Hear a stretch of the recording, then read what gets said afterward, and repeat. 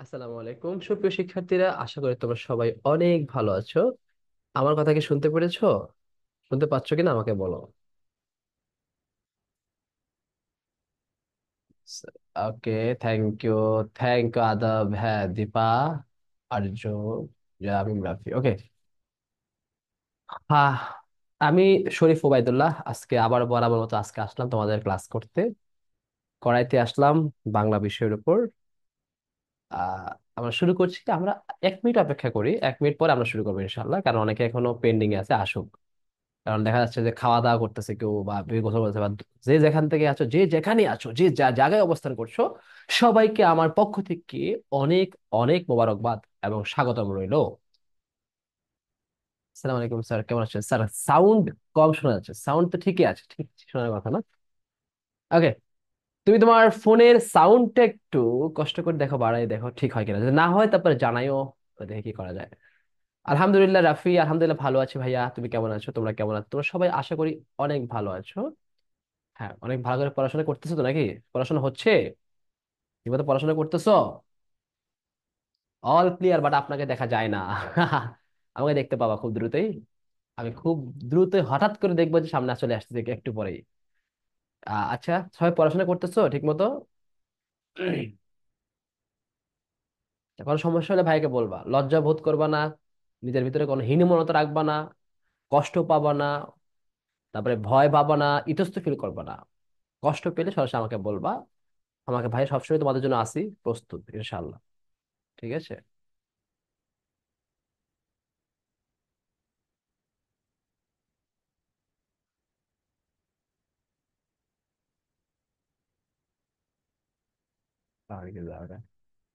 Sir, Bangla ভাষার প্রথম ব্যাকরণ, বাংলা ভাষায় প্রথম ব্যাকরণ রচনা করে রাজা রামমোহন রায়। এখানে যদি বলে বাংলা ভাষার প্রথম, তাহলে বলতে হবে, ম্যানুয়েল দাস সব্যসাচী। ভাষায় আর ভাষার দুইটা কথার ভিতরে অনেক টন পার্থক্য আছে, হ্যাঁ। আর রেভারেন্ড জেমস কি আমি জানি না, নাম শুনি নাই, এটা বাদ দাও, এটা হবে না। ওকে ভাইয়া, ক্লাস গুলো পাই নাই, রেকর্ড ক্লাস গুলো পাই নাই ইনশাল্লাহ। অফিসে যোগাযোগ করো, ইনশাল্লাহ রেকর্ড ক্লাস পেয়ে যাবা। ভাই আমার প্রশ্ন আছে কিছু, বলো বলো বলো, এখানে মধ্যে অল্পের ভিতরে বলে ফেলো। আসসালামু আলাইকুম স্যার। স্যার আজকে আপনি সাদা টি শার্ট পরছেন? না না না, সাদা টি শার্ট পরি নাই। আজকে পাঞ্জাবি ছিল। একটু পরে আসতেছি, হোয়াইট। স্যার আপনি কোথায়? আমি আসছি আসছি, দেখা যাচ্ছে। ওকে, বরাবর মতো ওই টি ওদের শুধু বুলেট টি শার্ট পরে আসছি, টি শার্ট পরি না সাধারণত। ওকে।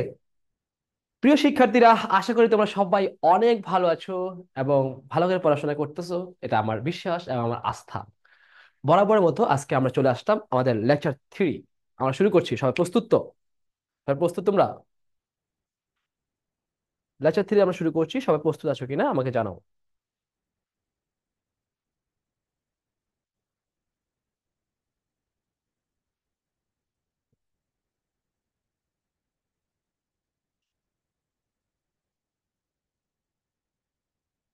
Ready sir? 2 মিনিট? 2 মিনিট মানে কি করতে চাচ্ছ? 2 মিনিটে কি খাই আসবা? হ্যাঁ? দ্রুত। যার যা আছে তা নিয়ে ঝাঁপিয়ে পড়ো। যার যা আছে তা নিয়ে ঝাঁপিয়ে পড়ো। এবারের সংগ্রাম ঢাকা বিশ্ববিদ্যালয় চান্স পাওয়ার সংগ্রাম। সুতরাং এখন যে যে অবস্থায় আছো, যে যেখানে আছো, দ্রুত খাতা কলম নিয়ে বসে যাও। আর আমরা যে তথ্যগুলো দিব, অবশ্যই তথ্যগুলো তোমাকে অবশ্যই কি করতে হবে, নোটেট করে রাখতে হবে।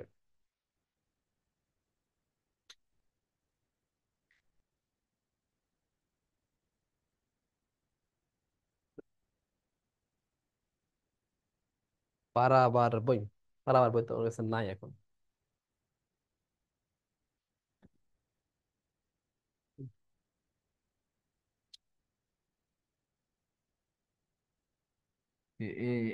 এটাই দিব।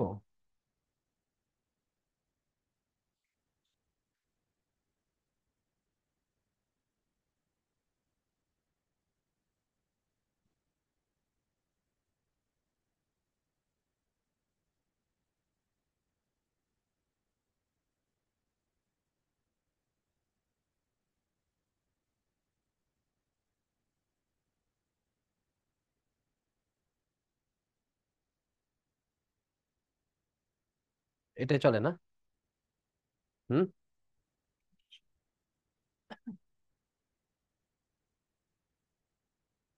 হ্যাঁ, খাতা কলম আর খাবার আর প্লেট, ওকে। পড়াশোনা খাবার একসাথে হয় না, যেন একটা দ্রুত করে খাওয়া। ওকে।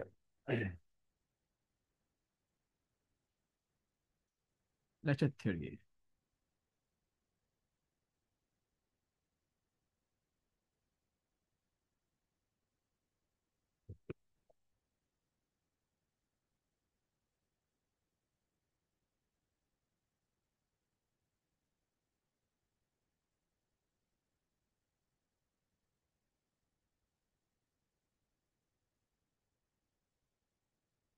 ইসরাত জাহান অহনা বইটা আমার হাতে নাই এখন, হ্যাঁ।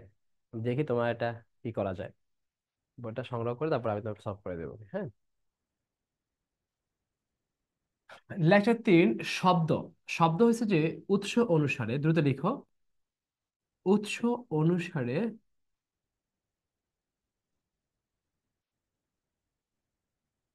শব্দ। উৎস অনুসারে শব্দ 4 অথবা 5 প্রকার।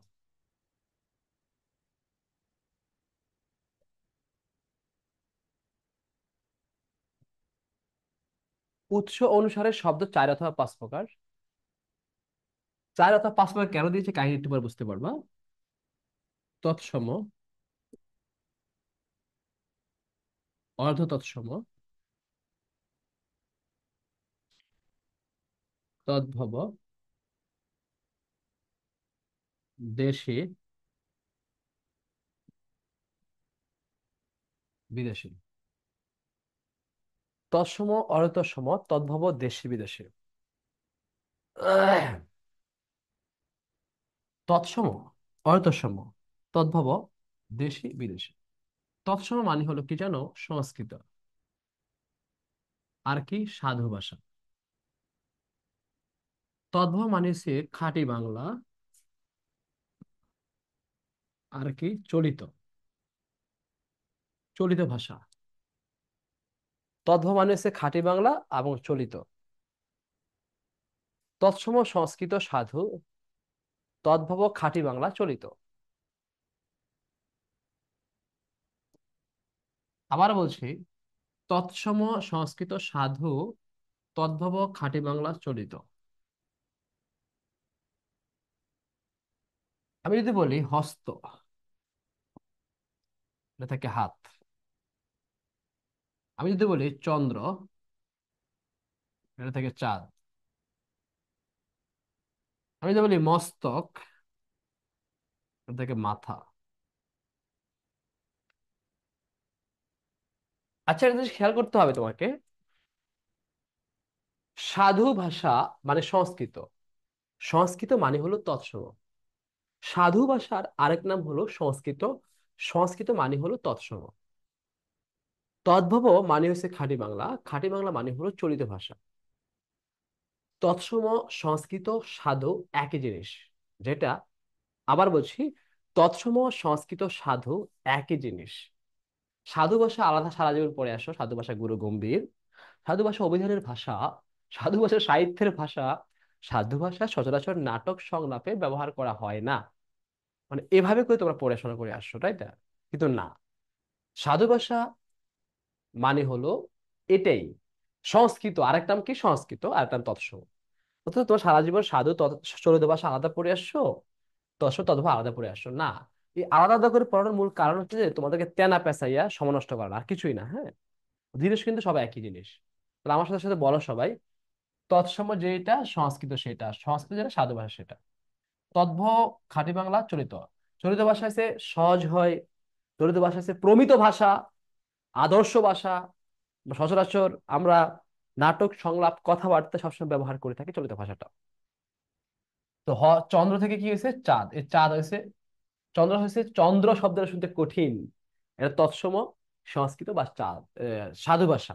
আর চাঁদ শব্দটা হয়েছে শুনতে খুবই সহজ হয়, এই জন্য চাঁদ শব্দটা হলো চলিত ভাষা, খাঁটি বাংলা আর তদ্ভব। হস্ত হয়েছে শুনতে কঠিন মনে হয়, হস্ত হয়েছে সংস্কৃত, তৎসম, সাধু। আর এই যে হাত বলেছি, এই হাতটা হয়েছে তদ্ভব, খাঁটি বাংলা বা চলিত। মস্তক মানে সে মাথা, এই মস্তক শব্দটা হচ্ছে কঠিন, তৎসম সংস্কৃত বা সাধু, আর মাথা শব্দটা আছে তদ্ভব, খাঁটি বাংলা বা চলিত ভাষা।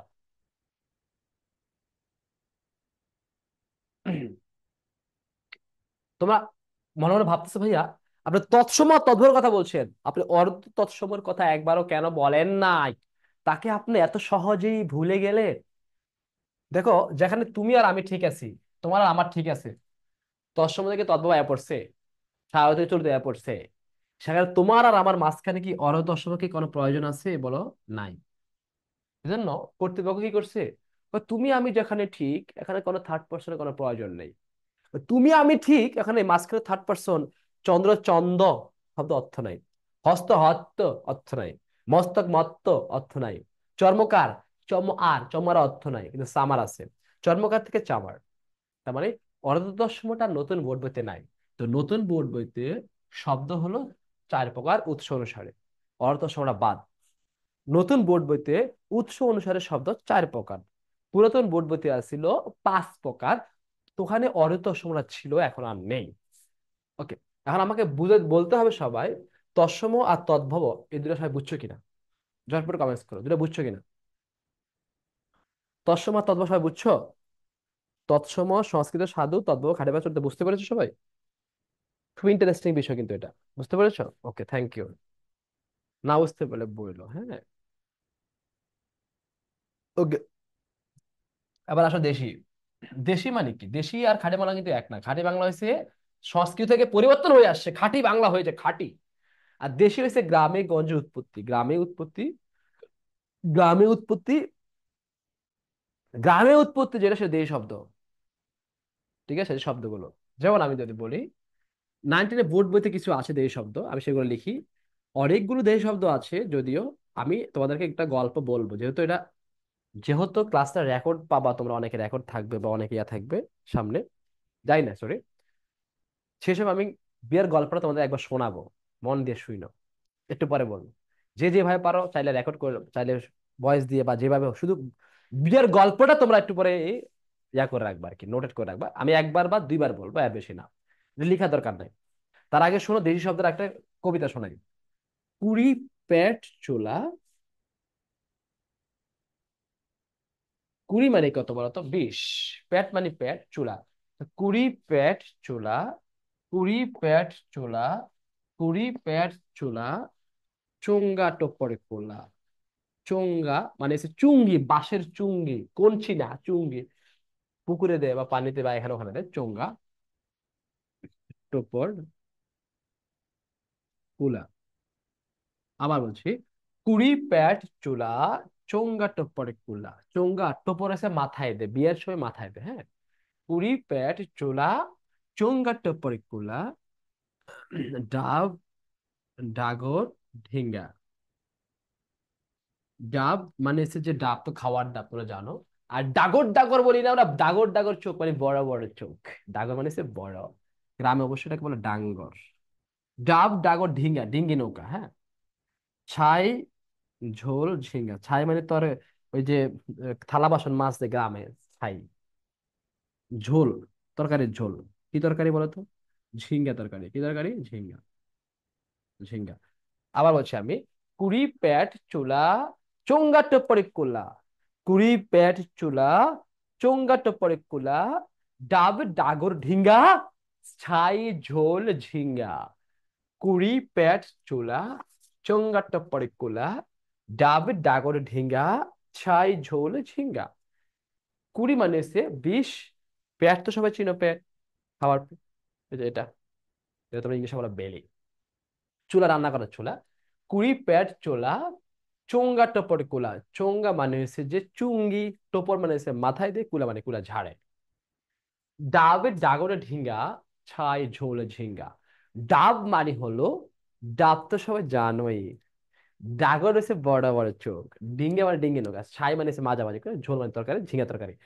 কুড়ি প্যাট চুলা, চোঙ্গা টোপর কুলা, ডাবের ডাগরে ঢিঙ্গা, ছাই ঝোলে ঝিঙ্গা। বাস, দে শব্দ, এটা লিখছো এটা? এই কয়েকটা লিখছো, এগুলো কয়েকটা 19 বোর্ড বইতে আছে, অল্প কয়েকটা, এখানে বেশি নেই, আরো অনেক লাগবে, দে শব্দ আরো অনেক আছে। দে শব্দ আরো অনেক আছে, জাস্ট এই কয়েকটা লিখেছো তোমরা, পারবা? এই কয়েকটা পারবা তোমরা? কুড়ি পেট চুলা, চোঙ্গা টপ্পড়ি কুলা, ডাবির ডাগরে ঢিঙ্গা, ছাই ঝোল ঝিঙ্গা। লিখেছো? পারবা কিনা সেটা বলো, পারবা? তো কুড়ি পেট চুলা, চোঙ্গা টপ্পড়ি কুলা, ডাবের ডাগরে ঢিঙ্গা, ছাই ঝোল ঝিঙ্গা। ওকে, তোমাদেরকে বলছিলাম যে ভাইয়া, দেশি শব্দের এই অল্প কয়েকটা আছে, সেটা 19 বোর্ড বইতে আছে। ওকে, আমরা বলছি। কিন্তু আমরা একটা কাজ করেছি, আমরা বোর্ড বইয়ের বাহিরে আরো অনেক তথ্য আছে, দেশি শব্দ অনেক কিছু আছে। আমি তোমাদেরকে কথা দিয়েছিলাম যে আমি তোমাদের একটা গল্প শোনাবো, দেশি শব্দের গল্প, যে গল্পের ভিতরে সবগুলো দেশি শব্দ আছে। সুতরাং একটু অ্যাটেনশন প্লিজ সবাই, যে যা আছে সবকিছু নিয়ে ঝাঁপিয়ে পড়ো এই মুহূর্তে। একটা দেশি শব্দের বিয়ের গল্প শোনাচ্ছি। এটা হলো 4টা পর্বে ভাগ করা। প্রথম পর্ব হচ্ছে দেখা দেখি, দ্বিতীয় পর্ব হচ্ছে জামাই আদর, তৃতীয় পর্ব হলো কি, পরিবার পরিকল্পনা, লাস্ট পর্ব হলো যে তারা 20 বছর পর এখন কেমন আছে, সংসার জীবন। পুরোটা আমি তোমাদেরকে এখন বলছি, খেয়াল করো। ভাই আপনি সবসময় হাসি খুশি থাকেন। হ্যাঁ, এটা সত্য। আমি আজ পর্যন্ত কখনো মন খারাপ করিনি, বকা জকা যে যাই দিক না কেন, হাসতে ভালো লাগে, হাসাতে ভালো লাগে, হাসতে ভালো লাগে, হাসতে ভালো লাগে। আর আমাকে হাসিতেই সুন্দর লাগে, যেন হাসি সবসময় বেশি আর বেশি। কখনো মন খারাপ করতে নেই। তোমরা মন খারাপ করবে না, সবসময় হাসি খুশি থাকবা, সবসময় ফ্রেশ থাকবা মনটা। ওকে, রেডি? ডাবের মতো কচি, আমি যা যা বলছি সবগুলা দেশি শব্দ এখন, সবগুলা দেশি। ডাবের মতো কচি, ডাগর ডাগর চোখওয়ালা, লম্বা চুলের খোপাওয়ালা, নাকে নথ পড়া এক খেমটাওয়ালি মেয়ের বিয়ে ঠিক হয়েছে গঞ্জে। গঞ্জ থেকে তাই টোপর মাথায় দিয়ে, ঝিনুকের মুক্তার মালা ও ধুতি পরে, ঢোল বাজাতে বাজাতে পাল তোরা ডিঙ্গি নৌকায় চড়ে আসছে জামাই। প্রথম পর্ব শেষ, দ্বিতীয় পর্ব। এই খবর শুনে ঢেকি দিয়ে ধান বেনে কুলা দিয়ে ছেড়ে, খড় দিয়ে চুলা জ্বালিয়ে, হাঁড়ি পাতিলে করে মুড়ি আর পিঠা ভাজা হচ্ছে, এবং কোচ দিয়ে ট্যাংরা ও কাতল মাছ ধরে তা বটি দিয়ে কেটে রান্না করা হচ্ছে জামার পেট ভরানোর জন্য। পেট। বিয়ের মাত্র 20 দিনের মাথায়, তিন তিন নম্বর পর্বটা, বিয়ের 20 দিনের মাথায় জামাই গেছে হাটে টক, তেঁতুল আর জলপাই আনতে। আই হায়! 20 দিনের মাথায় জামাই গেছে হাটে টক, তেঁতুল আর জলপাই আনতে। এসে দেখে ঝাউ গাছের তৈরি, মাচা থেকে মই দিয়ে নেমে, এক হাতে লাঠি, অন্য হাতে ঝাঁটা নিয়ে মাঠে দাঁড়িয়ে আছে আমাদের কয়লার মতো সুন্দরী ভাবি। ভাবি দেশি সব। আরো সামনে গেলাম, গিয়ে দেখলাম যে ওখানে লাস্ট পর্বটা, 20 বছর পর একদিন চাঙ্গা হয়ে জারুল গাছের তৈরি চোঙ্গা চোঙ্গা চোঙ্গার উপর সাটাই সাটাই সাটাই মানে মাদুর ছাটাই বিছিয়ে চিংড়ি ও লাউয়ের ঝোল খাচ্ছে। আর পাশ থেকে ঘুড়ি উড়ানো ফেলে ডিগবাজি খেতে খেতে তাকে এসে কামড় দিয়ে বসে আছে মোটা কালো টাকওয়ালা, দেখতে বান্দরের মতো মিষ্টি দুইটা ছাও। আবার বলি না যে বিলের ছাও, কুত্তার ছাও, এই যে ছাও। দেশি শব্দ, কি শব্দ বলতো? দেশি। আচ্ছা, এগুলো যা বলছি সবগুলো দেশি শব্দ ছিল এতক্ষণ ধরে, যে গল্পটা বলছি, বিয়ের গল্পটা, দেশি শব্দ ছিল। রাইট? তারপর তোমরা যারা লিখছো এখানে অল্প কয়েকটা, কুড়ি পেট চুলো চোঙাটা পেটুকুলা ডাবডার সাইজ জিঙ্গা, এর বাইরে যদি কেউ আরো বেশি পড়তে চাও তাহলে ওই গল্পটা খুব বেশি ইম্পর্টেন্ট। ঠিক আছে? ওকে। আচ্ছা, এবার আসি আবার। তুমি বুঝতে পেরেছো?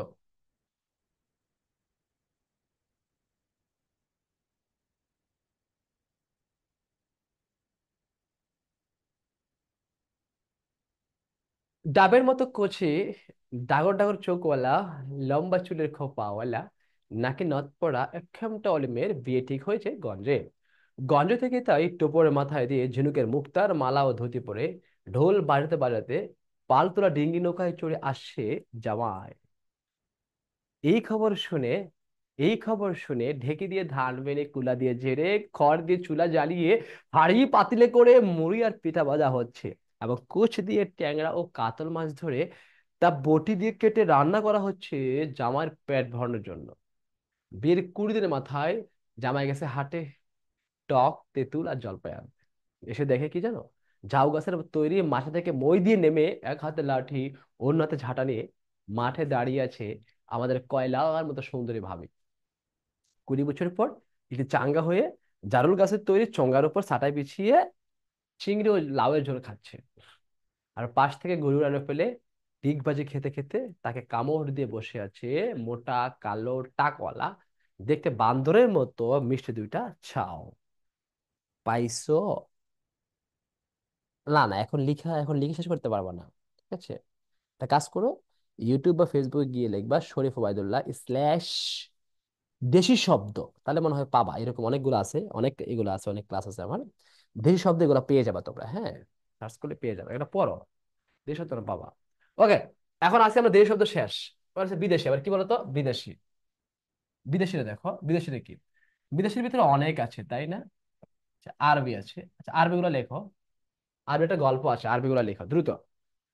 বিদেশি মানুষের বিভিন্ন বণিকদের মাধ্যমে এই দেশে যারা আসছেন ব্যবসা করতে, তারা কিছু শব্দ রেখে গেছেন, ওই শব্দগুলোকে বলা হয় বিদেশি শব্দ।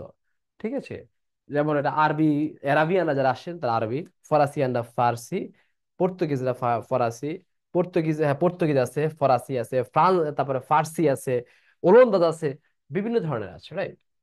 আরবি শব্দগুলা আমরা লিখবো। মৌসুমী লেবুর শরবত খেয়ে, মৌসুমী লেবুর শরবত খেয়ে, মৌসুমী লেবুর শরবত খেয়ে গায়ে আতর মেখে, মৌসুমী লেবুর শরবত খেয়ে। গল্পটা দ্রুত লেখো, একটু গল্প লিখতে দিই নাই, তোমার মন খারাপ হয়ে গেছে তাই না? একটু গল্পটা লিখো আরবি শব্দ। মৌসুমী লেবুর শরবত খেয়ে গায়ে আতর মেখে, কামিজ পরে, কায়দা করে। মৌসুমী লেবুর শরবত খেয়ে গায়ে আতর মেখে কামিজ পরে, গায়ে আতর মেখে কামিজ পরে কায়দা করে আকবরের, আকবরের জলসাগরে, আকবরের জলসাগরে জৌলস দেখাচ্ছে, জৌলস। মৌসুমী লেবুর শরবত খেয়ে গায়ে আতর মেখে কামিজ পরে কায়দা করে আকবরের জলসাগরে, আকবরের জলসাগরে জৌলস দেখাচ্ছে, জৌলস। আকবরের জলসাগরে জৌলস দেখাচ্ছে। এবার লেখো নেক্সট, মহল্লার, মহল্লার ফাজিল ছেলে, মহল্লার ফাজিল ছেলে আবির ও নাজিম, মহল্লার ফাজিল ছেলে আবির ও নাজিম ইশারায় তার দিকে, ইশারা। মহল্লার ফাজিল ছেলে আবির ও নাজিম ইশারায় তার দিকে গভীর নজর দিলে, ইশারায় তার দিকে গভীর নজর দিলে মৌসুমী আদর করে মোলায়েম হাতে, আদর করে মোলায়েম হাতে তাদের, মৌসুমী আদর করে মোলায়েম হাতে তাদের হালুয়া খাওয়ায়, হালুয়া।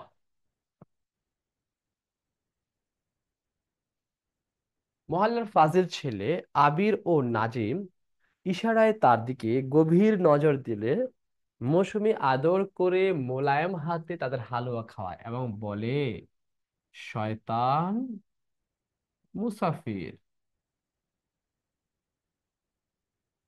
উম, শয়তান মুসাফির, অন্তরে তোর তুফান হাজির হলেও, শয়তান মুসাফির, অন্তরে তোর, শয়তান মুসাফির, অন্তরে শয়তান মুসাফির, অন্তরে তোর তুফান হাজির হলেও ইজ্জতে হাত দিবি না, অন্তরে তোর তুফান হাজির হলেও ইজ্জতে হাত দিবি না। আমি গরিব হতে পারি কিন্তু খারাপ না, অন্তরে তোর তুফান হাজির হলেও ইজ্জতে হাত দিবি না। আমি গরিব হতে পারি কিন্তু খারাপ না।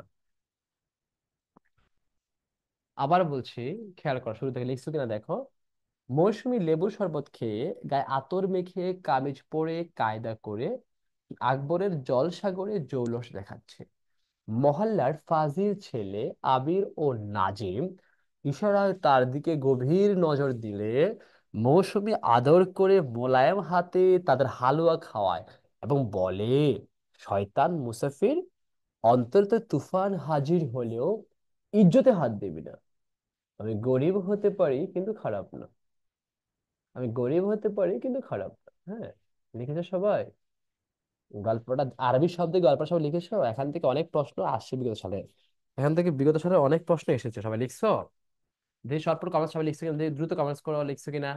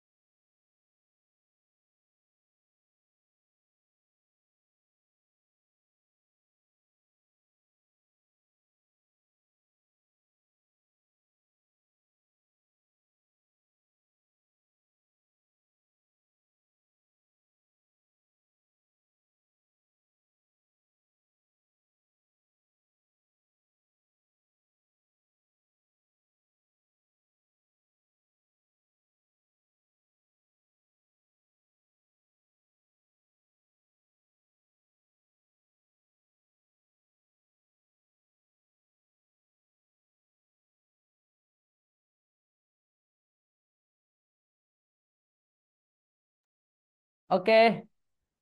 মুসাফিরের পর আরেকবার। মুসাফিরের পর আরেকবার। আচ্ছা ঠিক আছে, আবার বলতেছে, লিখে তো আছে দেখো তোমরা। মৌসুমী মৌসুমী লেবুর শরবত খেয়ে গায়ে আতর মেখে কামিজ পরে কায়দা করে। এগুলো আরবি শব্দ। বলো নাম কি? জোরে বলো, সবাই স্লোগান রেডি হয়ে থাকো। জোরে জোরে বলতে হবে, নাম কি? বলো তো। মৌসুমী লেবুর কি খাইছে? শরবত।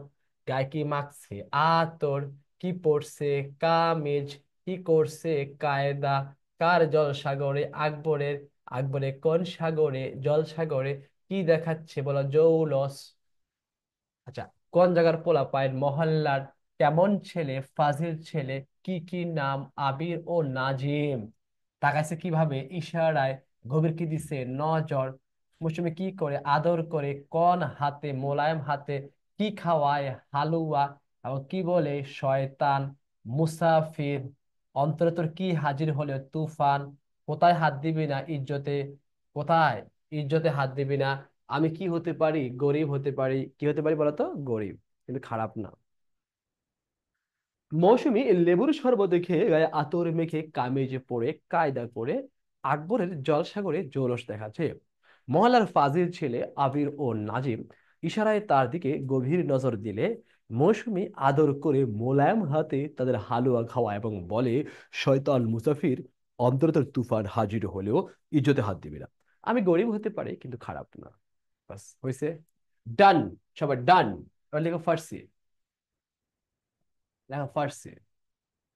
আমার হয়েছে হলে ডান লেখো ফার্সি। লেখো ফার্সি, দ্রুত লেখো ফার্সি। ফার্সি মানে পারস্য বা ইরানি শব্দগুলো থেকে আসে ফার্সি। যেমন দেখো ভাই, স্টার দিয়ে একটা বার লিখবা। আইন। আইন সংক্রান্ত যা থাকবে সব আরবি। আইন সংক্রান্ত যা থাকবে সব আরবি, কিন্তু আইন শব্দটি হলো ফার্সি। আইন সংক্রান্ত যা থাকবে সব আরবি, কিন্তু আইন শব্দটি হয়েছে ফার্সি।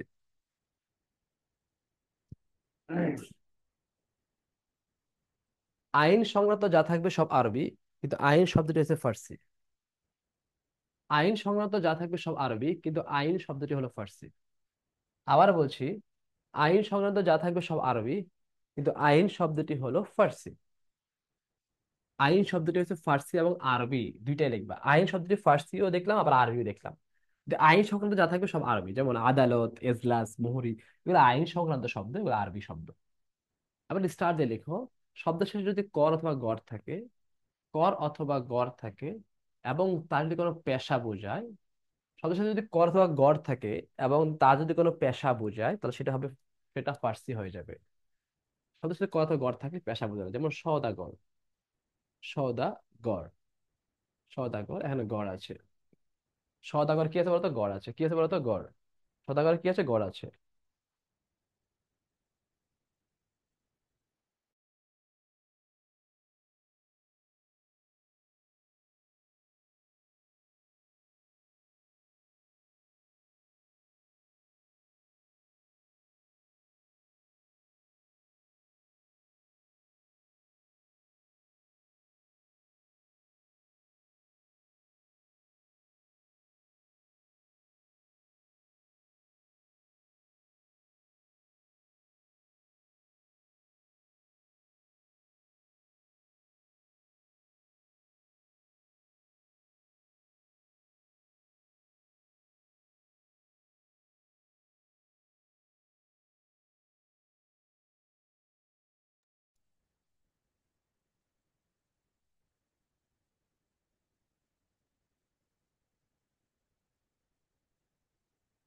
সওদাগর গড় আছে।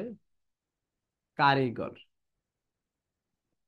কারিগর, এটা গড় আছে, এটা পেশা বুঝেছে। জাদুকর, সেটা কর আছে, এটা কর, না পেশা বুঝেছে। শব্দ শেষে যদি কর অথবা গড় থাকে এবং যদি তা কোনো পেশা বুঝায় সেটা ফার্সি। শব্দ শেষে যদি কর অথবা গড় থাকে এবং যদি তা কোনো পেশা বোঝায় তাহলে সেটা পার্সি শব্দ। ওকে, সেটা ফার্সি শব্দ হয়ে যাবে। কর অথবা গড় থাকলে এবং যদি পেশা বোঝায় সেটা ফার্সি শব্দ। শব্দ শেষে যদি কর অথবা গড় থেকে এবং তার যদি কোনো পেশা বোঝায় তাহলে সেটা ফার্সি শব্দ। স্টার দিয়ে লিখবো তারপরে। শব্দের শেষে যদি কি থাকে? দার, 3 নম্বরে দার, বাজ, বন্দি, সই, নবিশ। দার, বাজ, বন্দি, সই, নবিশ, সেটা ফার্সি শব্দ। শব্দ শেষে যদি দার, বাজ, বন্দি, সই, নবিশ থাকে সেটা ফার্সি। শব্দের শেষে যদি দার, বাজ, বন্দি, সই, নবিশ থাকে সেটা ফার্সি শব্দ হবে। আবার বলছি, শব্দের শেষে যদি দার, বাজ, বন্দি, সই, নবিশ থাকে সেটা ফার্সি শব্দ। আচ্ছা, দার, বাজ, বন্দি, সই, নবিশ, যেমন হচ্ছে দার দিয়ে কি হবে? চৌকিদার। দার, বাজ, বন্দি, সই, নবিশ থাকে সেটা ফার্সি শব্দ। যেমন চৌকিদার।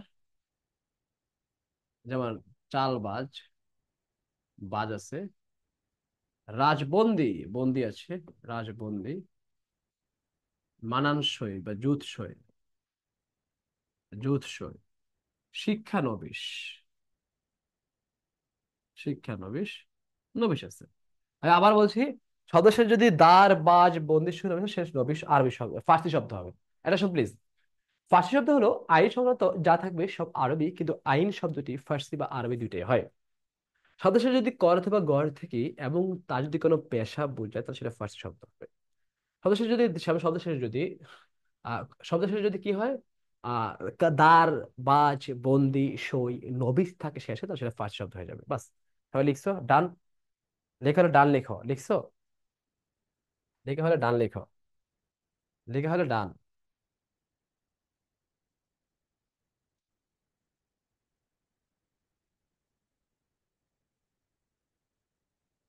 আইন শব্দটি আরবি শব্দ। আইন শব্দটি ফার্সি এবং আরবি দুটাই।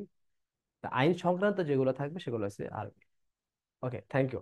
এবার আমি এতক্ষণ ধরে যা পড়েছি একবার বলছি, দিয়ে তাকাও, এটা প্লিজ। উৎস অনুসারে শব্দ 4 অথবা 5 প্রকার বলেছি। তৎসম মানে সংস্কৃত, মানে সাধু ভাষা, হস্ত, চন্দ্র, মস্তক ইত্যাদি। অর্ধতৎসমটা নেই এখন নতুন বোর্ড বইতে, এটা বাদ। তদ্ভব মানে খাঁটি বাংলা, খাঁটি বাংলা মানে হচ্ছে চলিত। এটা হচ্ছে মাথা, হাত, চাঁদ ইত্যাদি। দেশ শব্দ কুড়ি, পেট, চুলা, চোঙ্গাটা পরে কোলা, ডাবে, ডাগর, ঢিঙ্গা, ছাই, ঝোল, ঝিঙ্গা। তাও দেশ শব্দ একটা গল্প, বিয়ের গল্প বলেছিলাম আমি তোমাদেরকে। বিদেশি শব্দ, আরবি শব্দ আছে, যেমন আরবি শব্দ অনেক আছে, তারপর যেগুলো ইম্পর্টেন্ট সেগুলো আমি লিখেছি আর কি, হ্যাঁ। মৌসুমী লেবুর শরবত খেয়ে গায়ে আতর মেখে কামিজ পরে কায়দা করে আকবরের জলসাগরে জৌলস দেখাচ্ছে। মোহাম্মদ ফাজিল ছেলে আবির ও নাজিব ইশারায় তার দিকে গভীর নজর দিলে মৌসুমী আদর করে মোলায়েম হাতে তাদের হালুয়া খাওয়ায় এবং বলে, শয়তান মুসাফির, অন্তত তুফান হাজির হলেও ইজ্জতে হাত দেবে না। আমি গরিব হতে পারি কিন্তু খারাপ। তারপর হচ্ছে যে আমরা বলবো ফার্সি শব্দ, মানে ফার্সি ইরানি শব্দ। ফার্সি শব্দগুলো কি কি? ফার্সি শব্দগুলো হচ্ছে যে আইন সংক্রান্ত যা থাকবে সব আরবি, কিন্তু আইন শব্দটি হলো ফার্সি বা আরবি। শব্দ শেষ যদি কর অথবা গড় থাকে এবং তার যদি কোনো পেশা বোঝায় তো সেটা হচ্ছে ফার্সি। যদি দার, বাজ, বন্দি, সই, নবিশ ইত্যাদি থাকলে সেটা ফার্সি শব্দ হবে। এছাড়াও ফার্সি আরো অনেক শব্দ আছে, এগুলো পড়ে নিবা। পর্তুগিজ আছে, অনেক আছে, সেগুলো পড়ে নিবা। হ্যাঁ, ঠিক আছে। ওকে, সবাই বুঝতে পেরেছো সবাই? আচ্ছা। এবার লেখো অর্থ অনুসারে। অর্থ অনুসারে। অর্থ অনুসারে শব্দ তিন প্রকার: যৌগিক,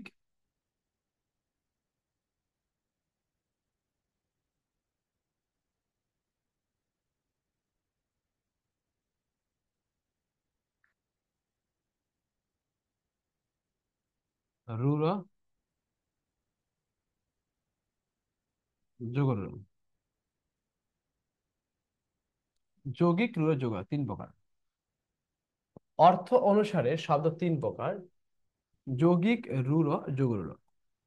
যৌগিকটা হচ্ছে যে উৎপত্তিগত অর্থ। উৎপত্তিগত ও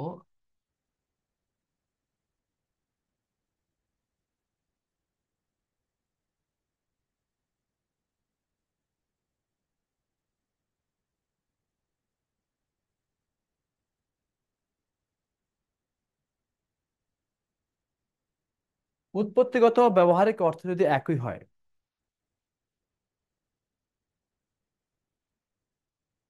আমি মনে হয় আরবি শব্দ পড়ার বা এগুলো পড়ানোর পর আমি বলছিলাম যে আমি কিছু ইম্পর্টেন্ট গুলো লিখেছি, আরো অনেক আছে, সেগুলো পড়তে হবে তোমাদের বইতে। আবারও প্রশ্ন করেছো যে আরবি শব্দ আপনি যেগুলো লিখেছেন সেগুলোই হবে আর বাকিগুলো না। ঠিক আছে, আমি মনে হয় বলেছিলাম এই কথাটা। আমি যখন কথা বলি একটু মন দিয়ে শুনবা, হ্যাঁ।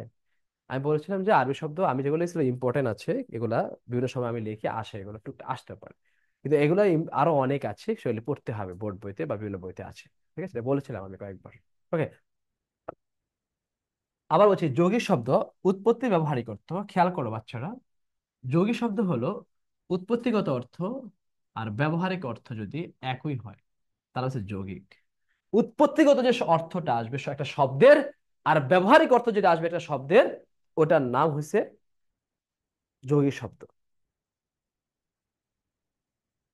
ফার্সি আর পড়াশোনা বলছিলাম, ফার্সি বলছিলাম বারবার যে ফার্সি মানে হচ্ছে ফারস্য বা ইরানি শব্দ, আর ফরাসি মানে হচ্ছে ফ্রান্সের শব্দগুলো যেটা ফ্রান্স থেকে আসছে। যৌগিক শব্দ একটা উদাহরণ দিচ্ছি আমি। গায়ক। আচ্ছা, গায়ক মানে হচ্ছে কি বলতো? যে গান গায়। যৌগিক শব্দ। ছোট্টবেলায় তারা গায়ক করা হয়েছে, বড় হওয়ার পরে সে গান গাচ্ছে, তারা কি অন্য কিছু বলবে? না, তারা গায়কই বলবে। গল্প আকারে হয় না। আমি গল্প আকারে আরবি শব্দ যেগুলো লিখে দিয়েছি না, বোর্ডের ভিতরে লিখেছিলাম না, বোর্ডের ভিতরে স্ক্রিনশট দিয়ে দিতে তাহলে ভালো হতো। বোর্ডের যেগুলো লিখছিলাম বোর্ডের ভিতরে, ওইগুলোই আরবি শব্দ। এবং আমি একটা, আমি কিন্তু তোমাদেরকে আবার প্রশ্ন করেছিলাম যে কি নাম কি? মৌসুমী। লেবুর কি খাইছে? শরবত। এগুলো সব আরবি শব্দ, হ্যাঁ, যেগুলো আমি বারবার স্লোগান দিয়ে বলছিলাম। যাকে যৌগিক শব্দ হচ্ছে যে, এদিকে খেয়াল করো, এটা সব প্লিজ এখন এদিকে খেয়াল করো। অর্থ অনুসারে শব্দ তিন প্রকার: যৌগিক, রূঢ় এবং যোগরূঢ়। যৌগিক শব্দটা হলো উৎপত্তিগত অর্থ আর ব্যবহারিক অর্থ যদি একই হয় তার নাম হলো যৌগিক শব্দ। যেমন দেখো তো ভাইয়া, গায়ক। আচ্ছা, গায়ক মানে কি বলতো? যে ছোট্টবেলা থেকে গান গায় তারা গায়ক কয়, বড় হওয়ার পরেও যে গান গায় তারা গায়কই কয়। উৎপত্তিগত আর ব্যবহারিক অর্থ যদি একই হয় তার নাম হলো যৌগিক শব্দ। দহিত্র। দরিদ্র মানে হচ্ছে যে নাতি বা নাতনি। ছোটবেলায় তাকে দরিদ্র বলা হয়। দরিদ্র মানে নাতি বা নাতনিকে বলা হয় দরিদ্র। অন্য কোনো নাম নাই, অন্য কোনো কিছু বলে না, এটাই নাম। তো এটা উৎপত্তিগত আর ব্যবহারিক অর্থ এটা একই আছে, তার নাম হচ্ছে যৌগিক শব্দ। কি নাম বলতো? যৌগিক। তাহলে রুড়োটা কি বলতো? রুড়োটা, রুড়োটা হচ্ছে উৎপত্তিগত অর্থ আর ব্যবহারিক অর্থ ভিন্ন হবে। উৎপত্তিগত আর ব্যবহারিক অর্থ ভিন্ন হবে। তাহলে রুড়োটা কি হবে? উৎপত্তিগত আর ব্যবহারিক অর্থ ভিন্ন হবে, আলাদা হবে। উৎপত্তিগত আর ব্যবহারিক অর্থ ভিন্ন বা আলাদা হবে, তার নাম হচ্ছে রূঢ় শব্দ। রূঢ়। রূঢ় মানে হচ্ছে উৎপত্তি, ব্যবহারিক অর্থ ভিন্ন বা আলাদা হবে, তার নাম হচ্ছে রূঢ় শব্দ, রাইট? যেমন দেখো সন্দেশ।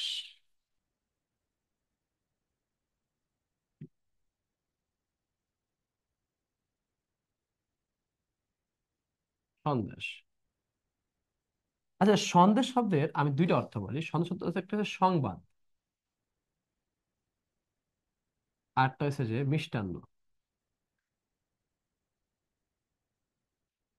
সন্দেশ শব্দের একটা হচ্ছে সংবাদ, একটা মিষ্টান্ন। সন্দেশ শব্দের অর্থ হচ্ছে সংবাদ, সন্দেশ শব্দের আরেকটা অর্থ হচ্ছে মিষ্টান্ন। অর্থাৎ উৎপত্তিগত অর্থ একরকম, ব্যবহারিক অর্থ হচ্ছে আরেক রকম, দুই দুই রকম। উৎপত্তিগত একরকম, ব্যবহারিক আরেক রকম, সংবাদ আর মিষ্টান্ন। গবেষণা, গোযোগাসনা, গবেষণা মানে হচ্ছে একটা অর্থ হচ্ছে গরু খোঁজা, গরু খোঁজা। গবেষণা শব্দের অর্থ হচ্ছে, গবেষণা শব্দের অর্থ হচ্ছে গোযোগাসনা মানে গরু খোঁজা। কিন্তু গবেষণা শব্দের আরেকটা অর্থ হচ্ছে গভীর চিন্তা করা। তো উৎপত্তি ব্যবহারিক অর্থ কি এক না ভিন্ন, বলো তো? ভিন্ন। তো উৎপত্তি ব্যবহারিক অর্থ যদি ভিন্ন বা আলাদা হয়, সেটা রূঢ় শব্দ হবে। বলে কি শব্দ হবে বলো তো? রূঢ় শব্দ হবে। যেমন আমি একটা পাঞ্জাবি পরেছি, খেয়াল করো, এই পাঞ্জাবি একটা ড্রেস, একটা ড্রেস। কিন্তু আমি যদি বলি এখন তোমাদেরকে পাঞ্জাবি একটা জাতিকে বলা হয়, আসলে তাই বলে। তবে উৎপত্তি ব্যবহারিক অর্থ ভিন্ন আছে কি নাই? আসে। মানে পাঞ্জাবি শব্দটা কি যৌগিক না রূঢ়? অবশ্যই রূঢ় শব্দ। আচ্ছা, গুড।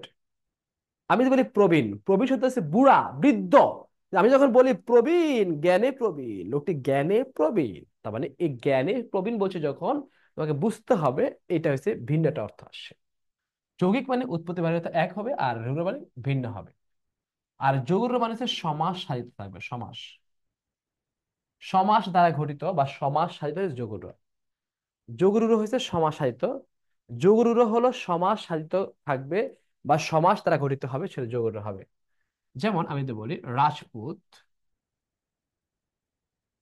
রাজার পুত, পঙ্কে যেমন যা পঙ্কজ। অর্থাৎ সমাস থাকবে যেখানে, যোগরূঢ় হবে সেখানে। সমাস থাকবে যেখানে, যোগরূঢ় হবে সেখানে। আমি তিনটা আবার বলছি, দেখি পারো কিনা। অর্থ অনুসারে বা শব্দের অর্থ অনুসারে, শব্দের অর্থ অনুসারে শব্দ তিন প্রকার। একটা যৌগিক, একটা রূঢ়, একটা যোগরূঢ়। যৌগিকটা হচ্ছে উৎপত্তি ব্যবহারিক অর্থ যদি একই হয়, তার নাম হচ্ছে যৌগিক। আর যদি উৎপত্তি ব্যবহারিক অর্থ যদি ভিন্ন বা আলাদা আলাদা অর্থ আসে, সেটা হচ্ছে রূঢ় শব্দ। আর যোগরূঢ় হচ্ছে যে সমাস দ্বারা ঘটিত যদি হয়, সমাসগুলো থাকে, যদি সমাস আসে, সেটা হচ্ছে যোগরূঢ় শব্দ হবে আলাদা। ঠিক আছে? তো আমাকে বলো, বুঝছো কিনা তোমরা তিনটা? যৌগিক, রূঢ়, যোগরূঢ়, তিনটা বুঝছো কিনা সবাই? ঝটপট কমেন্টস করে জানাও আমাকে, বুঝছো কিনা?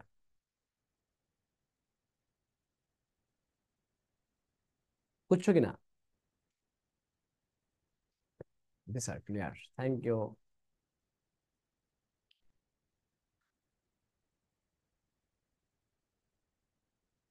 সন্দেশটা একটু বলেন। বুঝি না, মনোযোগ দাও না কেন ভাই? সন্দেশ শব্দের অর্থ হচ্ছে সংবাদ। সন্দেশ শব্দের আরেকটা অর্থ হচ্ছে, সন্দেশ শব্দের আরেকটা অর্থ হচ্ছে মিষ্টান্ন, মিষ্টি, মিষ্টি। হ্যাঁ, এটা উৎপত্তি ব্যবহারিক অর্থ ভিন্ন আছে, আলাদা আছে। হ্যাঁ, ঠিক আছে। আর জরুরটা সমাস, সমাস চিনো? সমাস চিনো আগে? সমাস যত উদাহরণ আসবে সবগুলো যোগের শব্দ হবে। Okay, thank you so much. মোটামুটি সবাই বুঝতে পেরেছো। এবার লিখি আমরা গঠন অনুসারে শব্দ। কি হচ্ছে ঘটন? গঠন অনুসারে শব্দ দুই প্রকার। গঠনের সাথে কয় প্রকার? দুই প্রকার। একটা হচ্ছে মৌলিক, সাধিত। একটা মৌলিক আর সাধিত। মৌলিক, সাধিত। মৌলিক হচ্ছে কি এক, সাধিত হচ্ছে কি, সাধিত কি বলতো? একের। তো একের কি হবে বলতো? এক যোগ এর, একের, এই যে এর আসছে। আবার বলছি, মৌলিক মানে হচ্ছে মূল। মৌলিক মানে হচ্ছে মূল। ঠিক আছে? এক মানে যা ভাঙলেও, বিশ্লেষণ করলেও নতুন কিছু আসবে না, তার নাম হচ্ছে মৌলিক।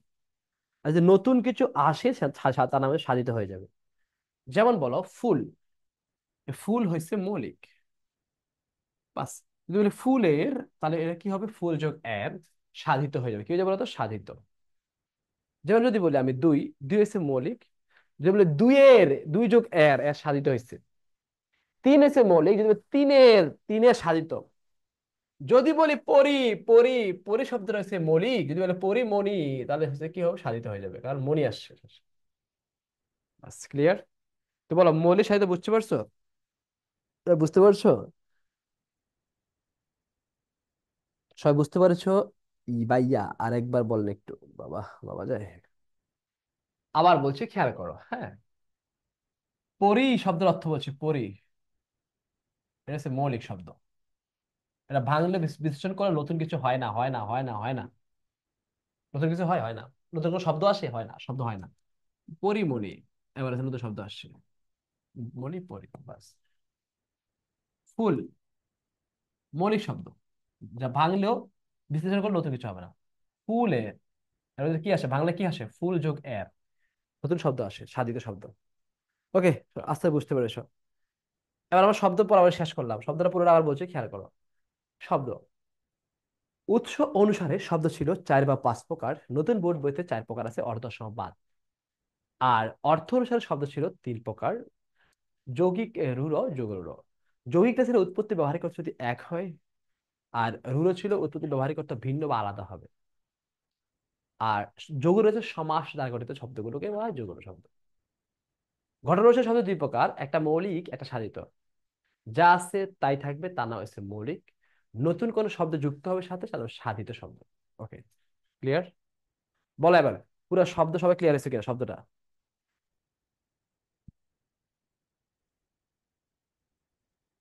ক্লাস শেষে কি ভাইয়া ফার্স্ট থেকে একবার সামারি করে দিবেন? আমি তাই তো করি, তাই তো করি, তা করতে হবে। আইনটা আবার নতুন বই, নতুনটা পড়বা? নতুন তো একটাই আছে, আর কোন সালের বলতে? নতুন বই একটাই আছে, এটা কোন সালে বলতে কি কি বুঝতে চাচ্ছ? ভাই আইনটা আরেক ভাবে না ভাইয়া রে। আইন, আইন শব্দটি হচ্ছে ফার্সি এবং আরবি শব্দ, শুধু আইন শব্দটা। আর আইন সংক্রান্ত যে শব্দগুলো আছে, এই সংক্রান্ত সেগুলো সব হচ্ছে আরবি শব্দ আর কি, এটা বলছিলাম আমি। তাই আপনার ক্লাসটা অনেক ভালো লাগে, thank you Ahana. Okay, thank you. হ্যাঁ, ক্লাস রেকর্ড থাকে প্রজ্ঞা। আচ্ছা, আমরা কি শব্দটা ক্লিয়ার, শব্দ ক্লিয়ার হয়েছে আমরা? এই সবাই বলো, আমরা কি শব্দটা ক্লিয়ার হয়েছি? শব্দ যেটুকু পড়াচ্ছি সবাই ক্লিয়ার হয়েছো? মানে পারবা কিনা আমাকে বলো, আমি যদি অফলাইনে হতাম তাহলে আমি পড়া ধরতাম। অফলাইনে হলে আমি পড়া ধরতাম, যেটুকু পড়িয়েছি সেটুকু পারবা কিনা, এনাফ কিনা বলো, পারবা কিনা? Yes, thank you so much, মাশাআল্লাহ। আল্লাহ সবাইকে কবুল করো, চমৎকার। Hmm, okay, thank you so much. আচ্ছা, এবার আমরা লিখবো, টপিক্স এর নাম হলো সংখ্যাবাচক শব্দ। লেখো, সংখ্যাবাচক শব্দ।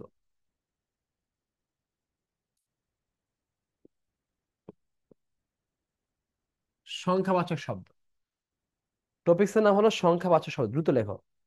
মজার একটা ব্যাপার আছে এখন, দেখবা। সংখ্যাবাচক শব্দ, এক নম্বর আছে অঙ্কবাচক। এটাকে আবার নতুন বোর্ড বইতে এটাকে বলা হয় ক্রমবাচক। পরিমাণবাচক, নতুন বোর্ড বইতে এটার নাম হচ্ছে ভগ্নাংশ। ভগ্নাংশ এটার নাম। পূরণবাচক আর তারিখবাচক। অঙ্ক বা ক্রমবাচকটা হচ্ছে 1, 2, 3, 4 ইত্যাদি, অঙ্ক বা ক্রমবাচক। পরিমাণ বা ভগ্নাংশটা হলো হালি। শুদ্ধ করে বলুন আমার শালি। হালি, ডজন, পনে, সিকি ইত্যাদি। সিকি মানে হচ্ছে 1 পোয়া আছে না, 1 পোয়া 250 গ্রামকে সিকি বলে। পনে, পনে। পূরণবাচকটা হচ্ছে প্রথম, দ্বিতীয়, তৃতীয়, দশম ইত্যাদি। তারিখবাচক হচ্ছে পহেলা, দোসরা, তেসরা, চৌঠা ইত্যাদি, তারিখবাচক। ওকে, আর হচ্ছে সংখ্যাবাচক শব্দ হচ্ছে 4 ভাগে আসছে। একটা অঙ্ক বা ক্রমবাচক, যেমন 1, 2, 3, 4। আর একটা পরিমাণবাচক বা ভগ্নাংশ। পরিমাণবাচক বা কি বলতো, ভগ্নাংশ। তো নতুন বোর্ড বইতে নাম হয়েছে ভগ্নাংশ। এক্স যখন ছিল, প্রাক্তন যখন ছিল, তখন নাম ছিল পরিমাণবাচক। তো আমরা কি করেছি, আমরা দুইটাই লিখেছি, কোনোটা বাদ দেইনি। আমরা প্রাক্তনকেও রেখেছি, আবার বর্তমানে যে আসে তাকেও রেখেছি, আমরা কাউকে ছাড়ছি না। আমি আবারও বলছি, অঙ্কবাচক বা ক্রমবাচক যেটা 1, 2, 3, 4। পরিমাণ বা ভগ্নাংশ হলো হালি, ডজন, পনে, সিকি। পূর্ণবাচক হচ্ছে প্রথম অথবা দশম ইত্যাদি যা আছে, 20, বিংশ, ত্রিংশ, এগুলো সব পূর্ণবাচক। তারিখবাচক হচ্ছে পহেলা, দোসরা, তিসরা, চৌঠা। এই 1 থেকে 4টা, এই 4টা হচ্ছে হিন্দি নিয়মে। কি নিয়ম বলতো? হিন্দি। আর বাকি সবগুলো হয়েছে বাংলা নিয়মে, বলে কি নিয়ম বলতো, বাংলা নিয়মে। ওকে, লিখেছো?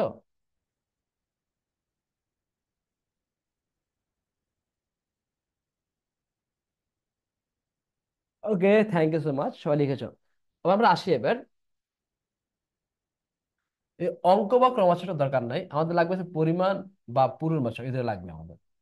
পরিমাণ বা ভগ্নাংশ এটা ইম্পর্টেন্ট, আর এই দুটো ইম্পর্টেন্ট। পরিমাণ বা ভগ্নাংশ জিনিসটা আমরা পরিমাণ বাচকটা ভগ্নাংশ আমরা দুই ভাগে ভাগ করেছি। একটা হচ্ছে আধিক্য, ন্যূনতা। আধিক্য মানে হচ্ছে বেশি বুঝাবে, আর ন্যূনতা মানে হচ্ছে কম বুঝাবে।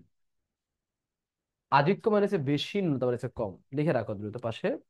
আধিক্য হচ্ছে বেশি, আর ন্যূনতা হচ্ছে কম। আধিক্য হচ্ছে বেশি, ন্যূনতা হচ্ছে কম।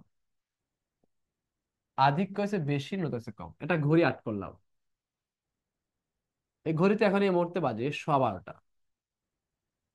12 হচ্ছে কম না বেশি বলতো? বেশি। ক মিনিট বেশি? 15 মিনিট বেশি। তার মানে সোয়া, এই শব্দটা বেশি। ক মিনিট বেশি? 15 মিনিট বেশি। তো আমাকে কমেন্টস করতে হবে সোয়া শব্দটা কি আধিক্য না ন্যূনতা। সোয়া 12টা বাজে, 12টা হচ্ছে 15 মিনিট বেশি। তো কমেন্টস করতে হবে এই সোয়া শব্দটা কি আধিক্য নাকি ন্যূনতা। চটপট বলো, সোয়া শব্দটা কি আধিক্য নাকি ন্যূনতা? শিরিন আক্তার আধিক্য, প্রজ্ঞা আধিক্য, মিম আধিক্য, থ্যাংক ইউ সো মাচ। বুঝে গেছে তোমরা? মানে সোয়া শব্দটা হচ্ছে আধিক্য, কারণ এটা বেশি বুঝেছি। রাইট, এটা আধিক্য, এর নাম কি? আধিক্য। আমি এখান থেকে কেটে দিলাম, কেটে আমি এখানে লিখলাম, তাহলে ওদের কি হয়েছে বলতো? এটা 12:30। 12:30। তো 12:30 মানে 12টার চেয়ে 30 মিনিট বেশি। কত মিনিট বলতো? 30 মিনিট। 12:30। তার মানে এটা হলো আধিক্য। এটা কি বলতো? একটা আধিক্য। সাড়ে শব্দটা কি আধিক্য। আমি এখান থেকে 12 কেটে আমি এখান থেকে 1 দিলাম, 1টা 30। মানে 1:30 বাজে, কি বাজে? 1:30। 1টা 30 মানে হচ্ছে 1:30। তার মানে 1টা 30 মানে 1:30 বাজে। 1:30 বাজে মানে হচ্ছে 1টার চেয়ে 30 মিনিট বেশি। তো 1:30 শব্দটা কি আধিক্য। এটা কি বলতো? আধিক্য। আমি একটা বাদ দিয়ে আমি 2 দিলাম, 2 তো 2টা 30। 2টা 30 মানে হচ্ছে আড়াইটা। কয়টা বাজে? আড়াই। তো আড়াই শব্দটা হচ্ছে কি বলতো? আধিক্য। তার মানে সোয়া, সাড়ে, দেড়, আড়াই, এটা হচ্ছে আধিক্য বা বেশি বোঝাবে। কি বোঝাবে বলতো? বেশি। আধিক্য বা বেশি বোঝাবে। আবার বলছি,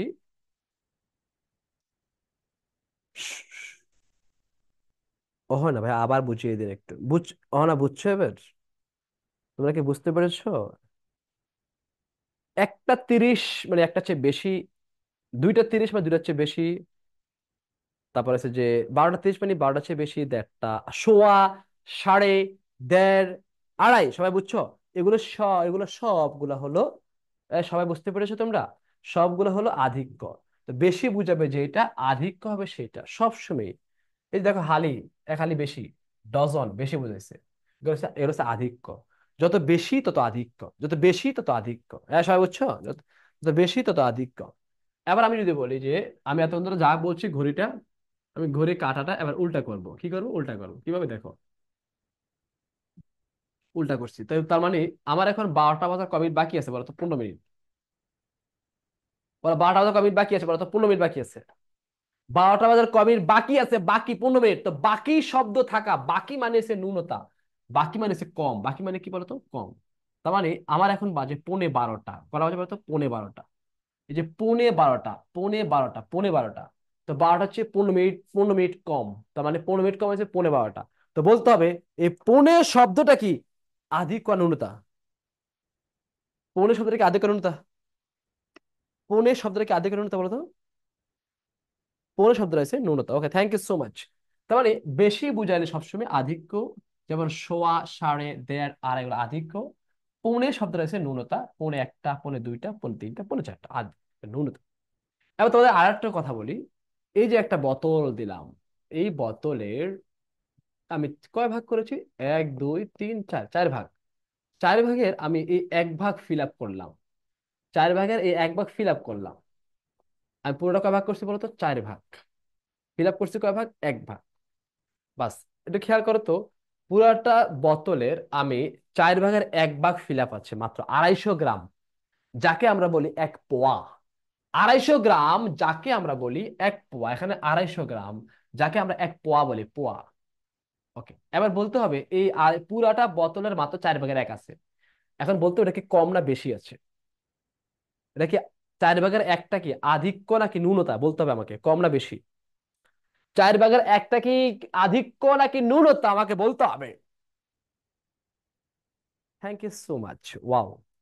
তো তোমরা বুঝতে পেরেছো, চমৎকার ভাবে বুঝতে পেরেছো যে হ্যাঁ এটা ন্যূনতা, এটা কম বুঝেছে। ওকে, এখন আমি একটা কাজ করি। আমি এই 4 ভাগের 1-এর পূর্বে আমি একটা এক লিখে দিই, এক, এক লিখে দিই। তার মানে এখন হচ্ছে সোয়া একটা বাজে, সোয়া একটা। কিভাবে দেখো, পুরোটা ঘড়ি আমি 4 ভাগ করেছি। 15, 15, 15, 15। পুরোটা 1 2 3 4, 4 দিলাম এখানে, 4। আর এগুলো সব কেটে দিলাম, কেটে সব কেটে শুধু 1 ভাগ রয়েছে আমার, এই 1 ভাগ দিলাম ঘড়ির। বাস, 1 ভাগ মানে কত বলো, 15। পুরো 4 ভাগের 1 ভাগ মানে এখানে কত আছে, পুরো ঘড়ির 15 আছে। তো আমি এখানে এক লিখলাম, এক, সোয়া একটা বাজে। এক সমস্ত 4 ভাগের 1 মানে হচ্ছে কটা, সোয়া একটা। এবার বলো এটাকে আধিক্য নাকি ন্যূনতা, সোয়া একটা, এক সমস্ত 4 ভাগের 1। এটাকে আধিক্য নাকি ন্যূনতা? Wow, thank you so much, তোমরা তো চমৎকার বুঝতেছো তাহলে। এক, হ্যাঁ, right. Okay okay okay, thank you. তো এক সমস্ত 4 ভাগের 1 মানে সেটা আধিক্য। যখন সামনে এক দিয়ে দিছি তখন আধিক্য হয়েছে, যখন এক চলে যাবে তখন ন্যূনতা হয়ে যাচ্ছে। এখন এই যে আমি 100 4 ভাগের 1 লিখছি, এটাকে বলা হয় কি বলতো, ভগ্নাংশ। এই যে এটার নাম যে পরিমাণ ভগ্নাংশ হয়েছে, এটা যে অঙ্কে হয়েছে, অঙ্কে ভগ্নাংশ হয়েছে। বুঝতে পেরেছো তোমরা? ক্লিয়ার হয়েছো? পরিমাণ বাচক যে ভগ্নাংশ হয়েছে নতুন বোর্ড বইতে, এটা কি বুঝতে পেরেছো তোমরা? কথা বলতে হবে, বুঝতে পেরেছো? ক্লিয়ার হয়েছো? আধিক্য ন্যূনতা ক্লিয়ার হয়েছে তোমরা? ভগ্নাংশ কিভাবে বের করতে হয় বুঝতে পেরেছো?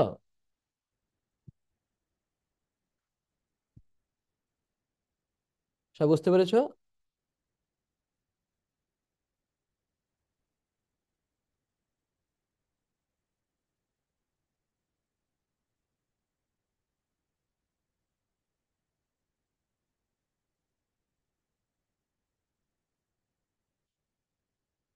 Thank you so much. এখন আমরা আসি পূরণবাচকে। আমাদের গুরুত্বপূর্ণ একটা জিনিস হচ্ছে পূরণবাচক, এটা লিখবো আমরা, পূরণবাচক। এই পূরণবাচক পড়তে অনেক বেশি ইম্পর্টেন্ট। পূরণবাচক থেকে ঢাকা বিশ্ববিদ্যালয়ে একটা প্রশ্ন এসেছিল, প্রশ্ন আসলে কি হয় জানো? দেখি তোমার পারো কিনা। আসছিল ছত্তারিংশ, এটা একটা পূরণবাচক শব্দ। এই পূরণবাচক শব্দ ছত্তারিংশ, এই ছত্তারিংশ এর অঙ্কবাচক কি হবে?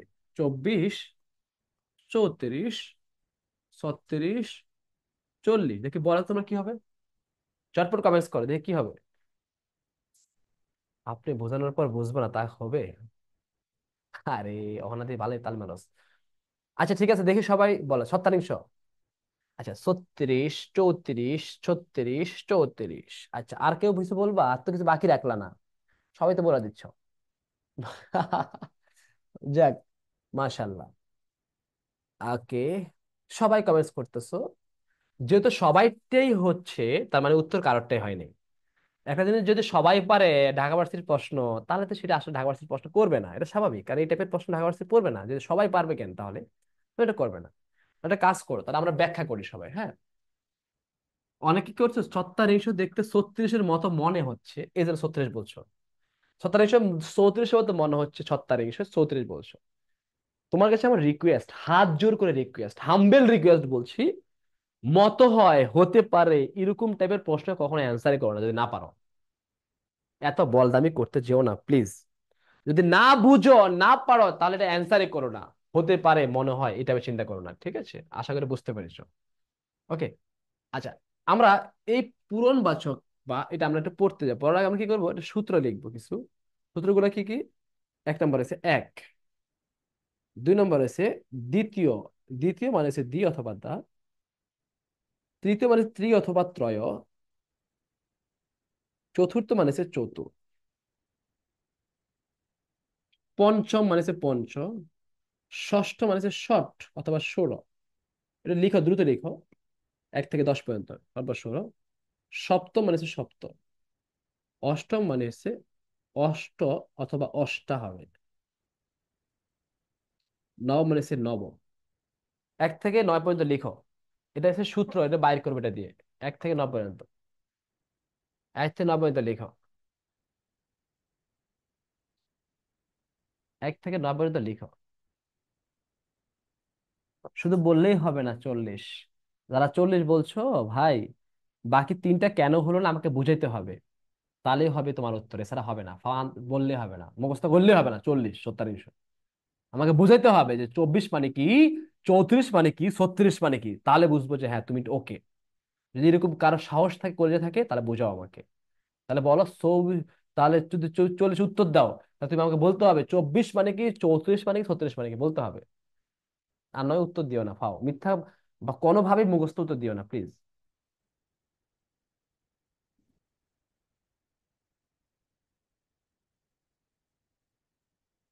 না বোঝানো লাগবে না আমারে ভাই। আমি চাচ্ছি 24 মানে কি আমাকে বলো, লিখো হবে। বুঝছো তৃষা? আমাকে বোঝানোর ক্ষমতা তোমার নাই, এই সমস্যা না, বোঝা লাগবে না, শুধু লিখবা যে ভাইয়া 24 মানে কত, 34 মানে কত, 36 মানে কত, লিখলেই হবে। আমি জানি তুমি পারবা, তাহলে লিখো তো একটু ভাইয়া। মানে 34-এর পূর্ণবাচক কি হবে, 36-এর পূর্ণবাচক কি হবে, লিখতে পারবা, লিখো তো একটু। পূর্ণবাচক কি হবে, যেহেতু 40 উত্তর দিছে অনেকে, তাই বলতেছি।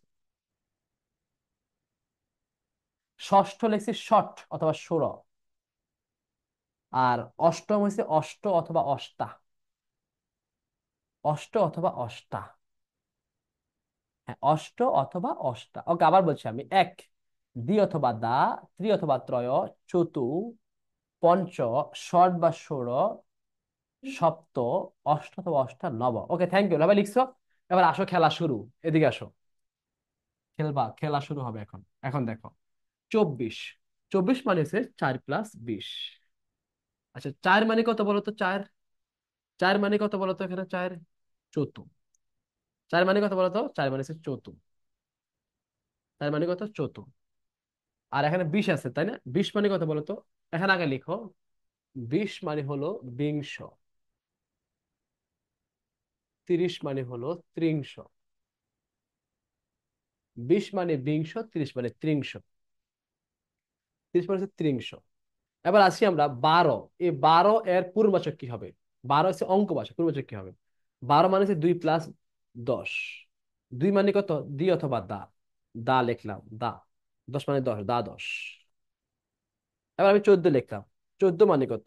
4 + 10। 4 মানে কত? চতু। 10 মানে 10, তাহলে কি হবে? চতুর্দশ। 15 মানে কত বলতো? পঞ্চদশ। 16 মানে কত? ষোড়শ। 17 মানে কত? সপ্তদশ। 18 মানে হচ্ছে অষ্ট বা অষ্টাদশ। আচ্ছা, 20 মানে কত বলছিলাম? বিংশ। আচ্ছা বলো তো তাহলে 24 মানে কি হবে? 4 + 20, তাহলে কি হবে? 4 + 20, তাহলে কি হবে? চতুর্বিংশ। তো 24 মানে হলো চতুর্বিংশ। 24 মানে হলো চতুর্বিংশ। আবার বলছি, 24 মানে 4 + 20।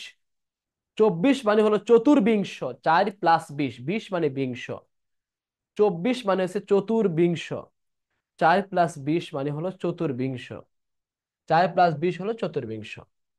এবার বলো, 26 মানে কি হবে? 26 ষোড়বিংশ। 27 সপ্তবিংশ। 28 অষ্টম তো অষ্টাবিংশ। এবার বলো 30 মানে কত বলো তো? 30, 30 মানে হচ্ছে ত্রিংশ। 30 মানে কত বলো তো? ত্রিংশ। আবার বলো 30 মানে কত বলো তো? ত্রিংশ। তাহলে 31 মানে কত? 31, 1 + 30, 31। তাহলে কি হবে?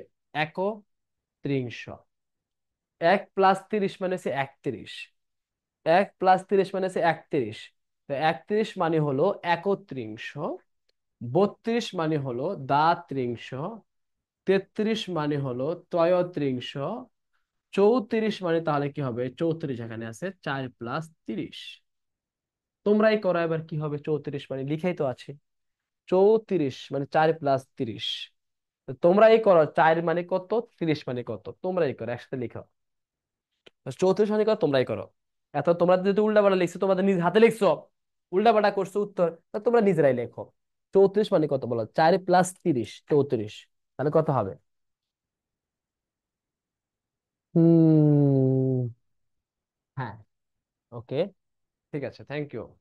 তো 34 মানে 4 + 30, তো 4 মানে কত বলতো? এখানে কত আছে? 4 মানে চতু। চতু। আর 30 মানে কত বলতো? ত্রিংশ। 30 মানে কত? ত্রিংশ। তো 34 মানে চতুর্ত্রিংশ। 34 মানে হলো চতুর্থিংশ। 34 মানে হলো কি চতুর্থিংশ। 34 মানে কি বলতো চতুর্থিংশ। 34 মানে হলো চতুর্থিংশ। আর 30 মানে 30। 36 মানে কত বলতো? 6 + 30। 6 + 30। তারপরে তোমরা নিজেরাই করো। 36-এর পূর্ণবাচক কি তোমরা নিজেরা লিখো, বলো কি দেখি। 36-এর পূর্ণবাচক কি হবে?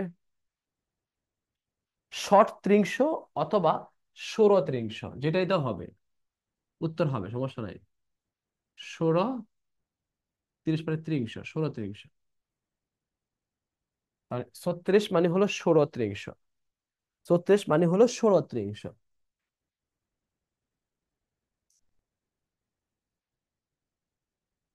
36 মানে হলো ষোড়ত্রিংশ, আশা করি বুঝতে পেরেছো। হ্যাঁ, সব বুঝতে পেরে সবাই ক্লিয়ার? শর্ট বা ষোড়ত্রিংশ, সবাই তিনটা ক্লিয়ার হয়েছে? বলো 24 মানে চতুর্বিংশ, 34 মানে চতুর্থিংশ, 36 মানে হচ্ছে ষোড়ত্রিংশ। সবাই তিনটা ক্লিয়ার হয়েছে? তিনটা অপশন কি সবাই ক্লিয়ার হয়েছে কিনা আমাকে বলো, ঝটপট লিখো। আগে বলতে হবে ক্লিয়ার হয়েছে কিনা তিনটা অপশন, কেন হয়েছে কেন হয় নাই। তিনটা অপশন সবাই ক্লিয়ার হয়েছে? 100% clear, okay, thank you so much. সবাই বলতে হবে তিনটা অপশন ক্লিয়ার হয়েছে কিনা, যে কিভাবে বাইর করতে হয়। আর কোনোদিন মুখস্থ করবা কোনোদিন? সারা জীবন মুখস্থ করতে করতে পার করে গেল, হায় রে বাইরে। এত সুন্দর এত চমৎকার বোঝায়, কি মজা আছে তাই না বলো? তাহলে বলো, আর কোনোদিন কি মুখস্থ করবে কোনো কিছু কইরো না। একটু বুঝে বুঝে পইরো, আর মুখস্থ নয়, রাইট? আর কোনো কিছু মুখস্থ করবে না, হ্যাঁ? ঠিক আছে, তো সুন্দর করে দেখো, কি সুন্দর করে দেওয়া আছে। তো আমরা কি পড়বো? এক দি অথবা দা, ত্রি মানে ত্রয়, চতু মানে চতু, পঞ্চ ষট বা ষোড়, সপ্তম মানে সপ্ত, অষ্ট মানে অষ্ট বা অষ্টা, নয় মানে সে নব। রাইট? আমরা এগুলো পড়ছি, আমরা এভাবে বার করছি। একাদশ, দ্বাদশ, ত্রয়োদশ, চতুর্দশ, এরকম পড়ছি। বিংশ, ত্রিংশ। এবার বাকি আছে কি বলতো? 40। তো 40 মানে সত্তরিংশ। আপনাকে হচ্ছে আগে পড়লে মুখস্থ করা লাগতো না। ঠিক আছে, সমস্যা নেই। এখন এখন পড়ো, এখন বুঝতেছো তো, এখন তো পড়তেছো। এখন মন মন দিয়ে পড়ো, হ্যাঁ, পারবো ইনশাল্লাহ। এবার আসো, তাহলে কি বলছে? 40। 40 মানে হচ্ছে ছত্রিশ। তো 40 হবে যেটা, ছত্রিশ হবে সেটা। তো আমার সাথে সাথে সবাই বলে এবার, 41 মানে কত? 1/4। সবাই বলো 41 মানে কত? 41 মানে কত? 1/4। 42 মানে কত? দা 4। 43 মানে কত?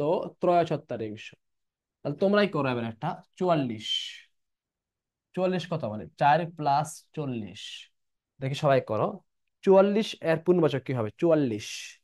4 + 40।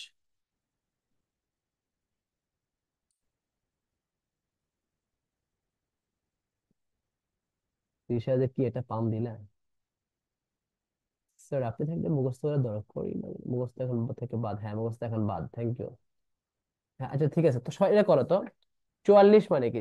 4 + 40, এটা কি হবে? ঝটপট কমেন্টস করো, 4 + 40টা কি হবে? ভাইয়া 40 মানে হচ্ছে সত্তরিংশ। আর একবার কিছু নেই, 40 মানে সত্তরিংশ, বাকিটা বুঝে নাও। ওকে, থ্যাংক ইউ সো মাচ, পেয়ে গেছি আমরা। চতুঃসত্তরিংশ। তোমরা তো আসলে ট্যালেন্ট, মাশাআল্লাহ। 4 মানে হচ্ছে চতু, 40 মানে সত্তরিংশ। 44 মানে হলো চতুঃসত্তরিংশ। চতুঃসত্তরিংশ। চতুঃসত্তরিংশ। এই যে সত্তরিংশ মানে হলো 40। 44 মানে কি হবে? চতুঃসত্তরিংশ হবে। বাস, আশা করি বুঝতে পেরেছো। এই দুইটা খুব বেশি ইম্পর্টেন্ট, পরিমাণবাচক আর পূর্ণবাচক। এই দুইটা পড়ো, বাকিগুলো তোমরা পড়তে পারবা।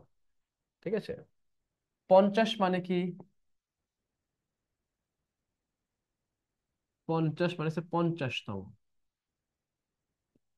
60 মানে হচ্ছে ষষ্ঠতম। 50-এর পর থেকে সব তম হবে, তম, ষষ্ঠতম। 70 মানে হচ্ছে সপ্ততিতম। 80 মানে হচ্ছে অশতিতম। 90 মানে হচ্ছে নবতিতম। এই যে নব আছে, নব, নব আছে নবতিতম। 50 মানে 50তম, 60 মানে ষষ্ঠতম, 70 মানে সপ্তমতম, 80 মানে হচ্ছে অষ্টমতম, 90 মানে হচ্ছে নবমতম। মজা লাগতেছে এখন পেরে স্যার। যে কোনো কিছু পারলে বা বুঝলে মজা লাগে। যে কোনো কাউকে, ব্যক্তি হোক পড়া হোক, কোনো কাউকে মুখস্থ কোনো কিছু করলে বিরক্ত লাগে, মেজাজ গরম লাগে, সবসময় বিরক্ত ফিল হয়। যদি কাউকে বুঝতে পারে, সে তোমাকে বুঝতে পারে, পড়াটাকে সেম, পড়া যদি তুমি বুঝতে পারো, এটা দেখবে আনন্দ লাগে কাজ করবে, ভালো লাগে কাজ করবে, একটা অন্যরকম ফিলিংস কাজ করবে। হ্যাঁ, মানে পড়াশোনা ঠিক এমন, পড়াশোনা না শুধু বাস্তব জীবনে এমন, কাউকে না বুঝতে পারা পড়াশোনা হচ্ছে, মুখস্থ করবে না কোনো কিছু লাইফে। হ্যাঁ, হ্যাঁ, 80তম হবে অথবা 80তম, থ্যাংক ইউ সো মাচ। এটা 80তম হবে বা 80তম, যেটাই হবে, 80তম হবে অথবা 80তম হবে, তোমারটাও ঠিক আছে। 80তম এটাও হবে, আবার 80তম হবে, দুইটাই হবে তোমাদের। এবার আমি আবার একটা বলছি, তো আমরা একটা কাজ করি, তাহলে আমরা আমরা একটা কাজ করি, আমরা একটু কালে লাস্ট ফিনিশিংটা দিয়ে দিই তাহলে বলো, এই যে 90 থেকে 90তম, বলো 91 মানে কত? 91 মানে কত বলো তো? 1 থেকে 100 পর্যন্ত 91 মানে কত? 1/90তম। 92 মানে কত? বা দা 90তম। 93 মানে কত? 93তম। 94 মানে কত? 94তম। 95 মানে কত? 95তম। 96 মানে কত? শর্ট বা 96তম। 97 মানে হচ্ছে 97তম। তোমরাই করো, এবার দেখি পারো কিনা। 99 মানে কত? 9 + 90, জটপট করো দেখি। 99, 99 কত? 99 করো, 99 করো, 99 করলে 100 হয়ে যাবে একটু পরে। 99 করো, 99 করলে 100 হয়ে যাচ্ছে। 99 মানে কত? নব নবতিতম, wow, thank you so much, এই তো হয়ে গেছে আর কি। 90 মানে হচ্ছে 9 মানে হচ্ছে নব, 90 মানে হচ্ছে নবতিতম, তো 99 মানে হচ্ছে যে নবতিতম। আর 100তম, 100 মানে কত? 100 মানে হচ্ছে যে 100তম। 100 মানে কত? 100তম। তো এবার বলো তোমরা পূরণবাচক আর বাকি যে দুইটা পূরণবাচক শব্দ বুঝতে পারছো কিনা, আর দুইটা বুঝছো সবাই, ঝটপট বলো।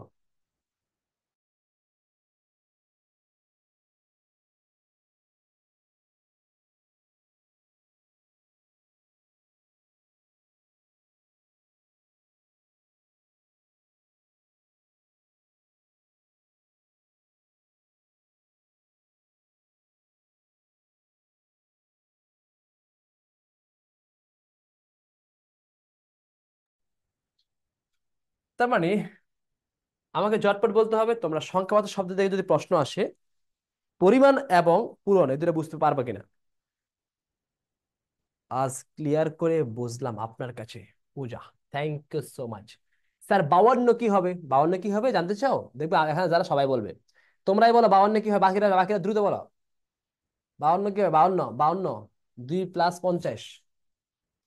তুমি যে প্রশ্ন করছো 52 কি হবে, দেখবে এখন সবাই পারবে, আমার পারা লাগবে না, আমি বলার আগে তারা পারবে।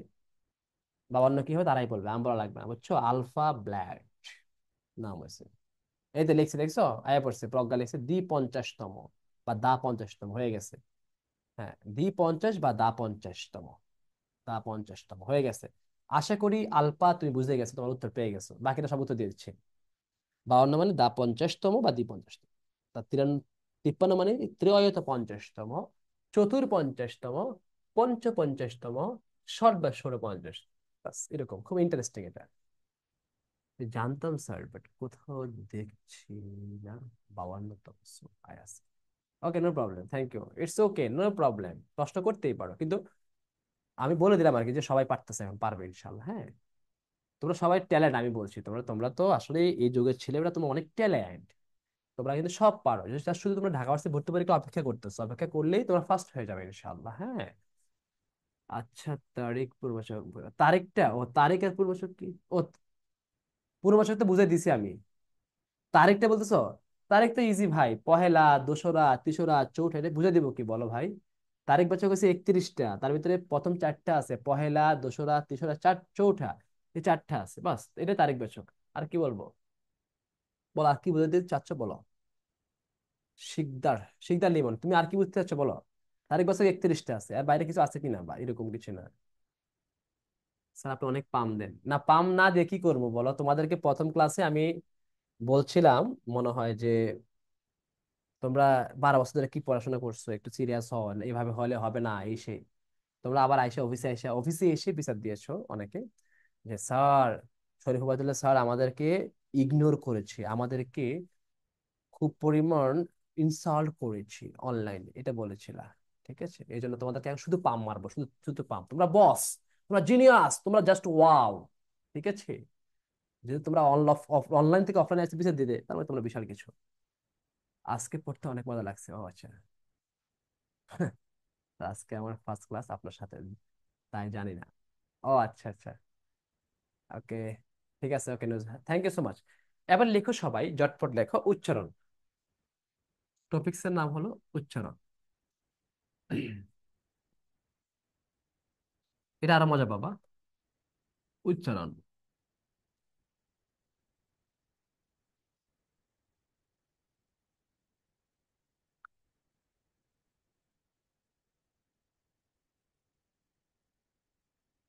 এবার আইসে বললো, যারা বিশেষ দিছে আইসে বললো যে স্যার, ভাইয়া তো শুধু আমাদেরকে জিনিয়াস বলে, পাম মারে, কি করব।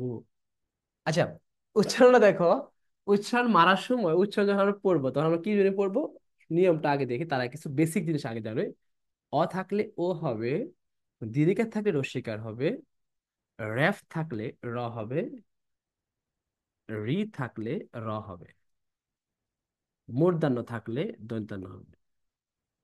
এগুলো একটা বেসিক, এই বেসিক গুলো লিখে ফেলতে পারো।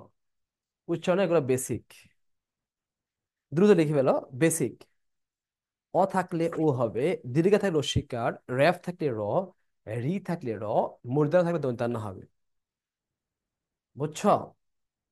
এবার দেখো এদিকে তাকাও, তালিবাস্য, মদিনাস্য, দন্তাস্য। আমি বুঝি না, মানে আসলে সারাদিন এত ক্লান্ত হয়ে যায়, বয়স মনে বেশি হয়েছে, এত ক্লান্ত হয়ে যায়।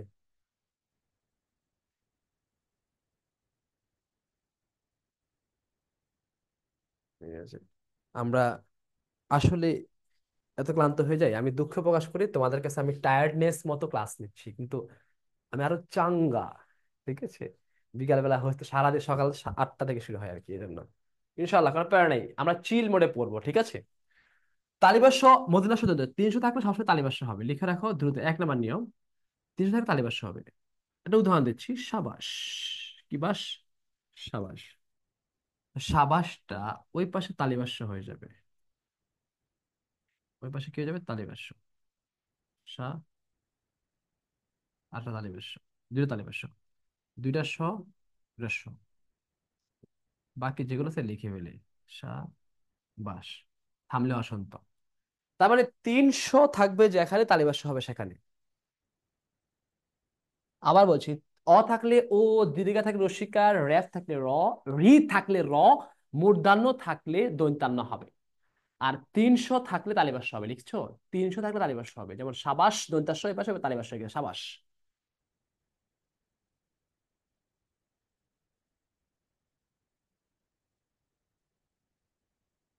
হ্যাঁ, রি রি হবে, okay, thank you so much. Rita র হয়, আবার রি হয়, যে যেভাবে লিখে সমস্যা নেই। রি মানে আমি হচ্ছে, রি এর জায়গায় র হবে। ঠিক আছে, এবার আসি আমরা, এই 300। আচ্ছা, তোমরা তোমাদেরকে বলছি, তোমরাই বলো। আমি তো 300 লিখলাম, 300 লিখলে তালিবাস্য দিয়েছি, তাই তো? তা আমি কিছু উদাহরণ দিচ্ছি তোমাদেরকে, তোমরা করতে পারো কিনা দেখো। অশ্লীল, অশ্লীল, শ্রাবণ, স্নান। এবার তোমরা উচ্চারণ লিখো তো সবাই, পারো কিনা দেখি তো। অশ্লীল, শ্রাবণ, স্নান, তোমরা করো তো দেখি, পারো কিনা। অশ্লীল, শ্রাবণ, স্নান। পারবা তোমরা? করো তো দেখি তো উচ্চারণ গুলো, যেহেতু তোমরা ইন্টারমিডিয়েট পড়াশোনা করে আসছো, যেহেতু এই টিপে তোমরা ইন্টারমিডিয়েট অ্যাটলিস্ট বাংলা পরীক্ষা দিয়েছো, তার মানে দেখি পারো কিনা, উচ্চারণ লিখতে পারো কিনা দেখি। অশ্লীল, শ্রাবণ, স্নান, উচ্চারণ লিখতে পারো কিনা দেখি, বলো। হ্যাঁ, ওকে, থ্যাংক ইউ সো মাচ, কারোরটা হয় নাই। এটার নাম কি? আয়েশ, আয়েশা ওয়াজিদ দার্লি, তোমার একটা শ্রাবণ। ওকে, থ্যাংক ইউ সো মাচ। আর তারপর আর কেউ বলতে পারবে কিছু?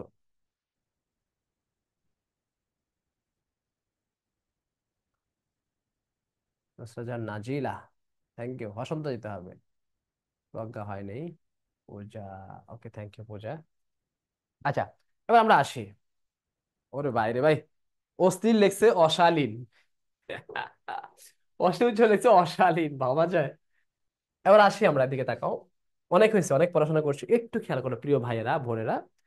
এই 300 এর সাথে যদি, এই লক্ষ্মীরা তাকাও, 300 এর সাথে যদি ত, থ, ল, র, ল, রি থাকে, তাহলে দন্তাস্য হয়ে যাবে।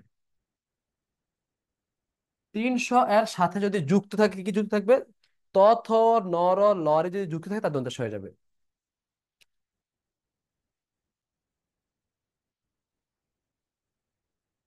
এই 300 এর সাথে যদি তথ, নর, লরি, তথ, নর, লরি যুক্ত থাকে, একসাথে থাকে, তাহলে দন্তাস্য হয়ে যাবে। এই বস্তি, উদাহরণটা কি লিখেছি বলতো? বস্তি। উদাহরণটা কি লিখেছি? বস্তি। এই দেখো তো, বস্তির ব একটা অ আছে, তাহলে অ থাকলে কি হয়ে যাবে? ও হয়ে যাবে। অ থাকবে যেখানে, ও হবে সেখানে। অ থাকবে যেখানে, ও হবে সেখানে। তাহলে ওই পাশে দন্তাস্য আছে, না দন্তাস্যটা কি হয়ে যাবে? এখানে দন্তাস্য। এই দন্তাস্য এখানে আছে কি নাই? আছে। তাহলে এটা কি হবে? তালিবাস্য হবে নাকি দন্তাস্য হবে? অবশ্যই দন্তাস্য হয়ে যাবে। তাহলে দন্তাস্যটা দন্তাস্যই থাকবে। কেন দোষ থাকবে? কারণ এই দন্তাস্য নিচে ত আছে, কি আছে বলতো? ত আছে।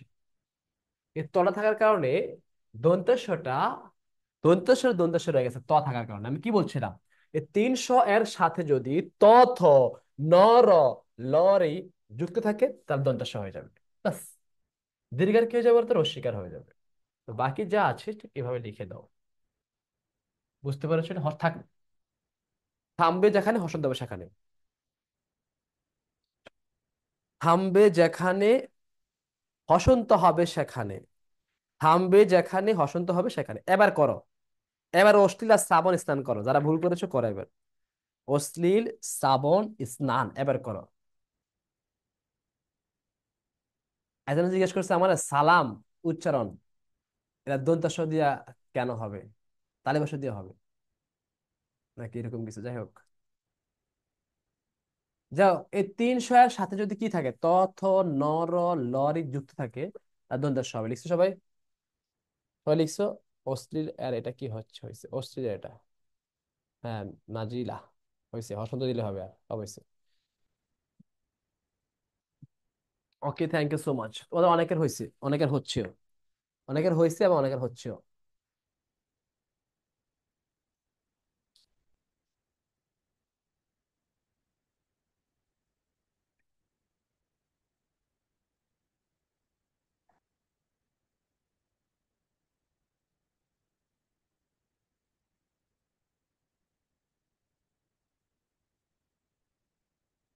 অটা ও হয়ে গেছে, অথবা অটা অয় থাকবে, কারণ নেগেটিভ ওয়ার্ড অশ্লীল অশ্লীল থেকে যায়, মানে সমস্যা নাই। ঠিক আছে, অশ্লীল নেগেটিভ ওয়ার্ড, এটা অটা অয় থাকতে পারে। তারপর আমি ও দিয়ে লিখলাম। তালিবাস্য আছে, তালিবাস্য আছে, আছে কি নাই? আছে। তাহলে এই পাশে কি তালিবাস্য হবে দন্তাস্য হবে বলো তো? ও আবার ল আছে। ও ল আছে, তার মানে দন্তাস্য হয়ে যাবে। তাহলে কি হবে? ওস। দীর্ঘ থাকলে রস্বীকার হবে। তাহলে হবে কি? ওস। এত যা বসাইছি, সূত্র বসাইছি। এখন এটা লিখি। অশ্লীল থামছে আবার দুইবার। তো থামবে যেখানে, হসন্ত হবে সেখানে। থামবে যেখানে, হসন্ত হবে সেখানে। ওস লীল, দুইবার থামছে। ওস লীল। থামবে যেখানে, হসন্ত হবে সেখানে। এবার তোমরা শ্রাবণ করো, শ্রাবণ।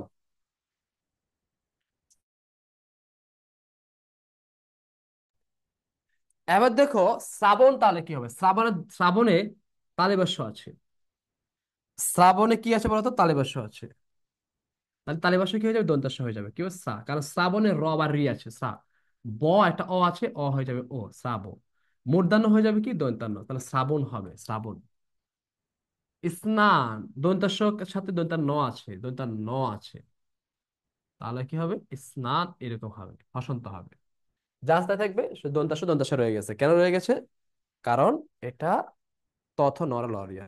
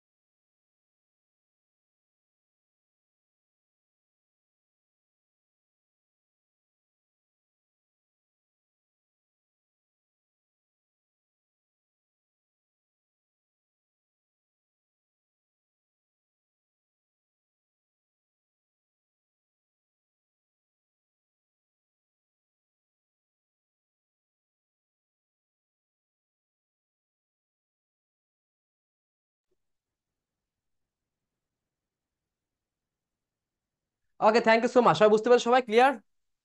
ঝটপট আমাকে বলতে হবে তোমরা কি এটা ক্লিয়ার হয়েছে কিনা, যে 300 থাকলে তালিবাস্য হবে, 300 সাথে তথ নর লরি থাকে তা দৈর্ঘ্য হবে। হ্যাঁ, ইয়েস, বুঝতে পেরেছো সবাই? এই নিয়মটা বুঝতে পেরেছো তো উচ্চারণের? সবাই ক্লিয়ার? সবাই ক্লিয়ার হয়েছে? Clear, okay, thank you so much. এবার আমরা আরেকটা নিয়ম পড়াচ্ছি, দেখি।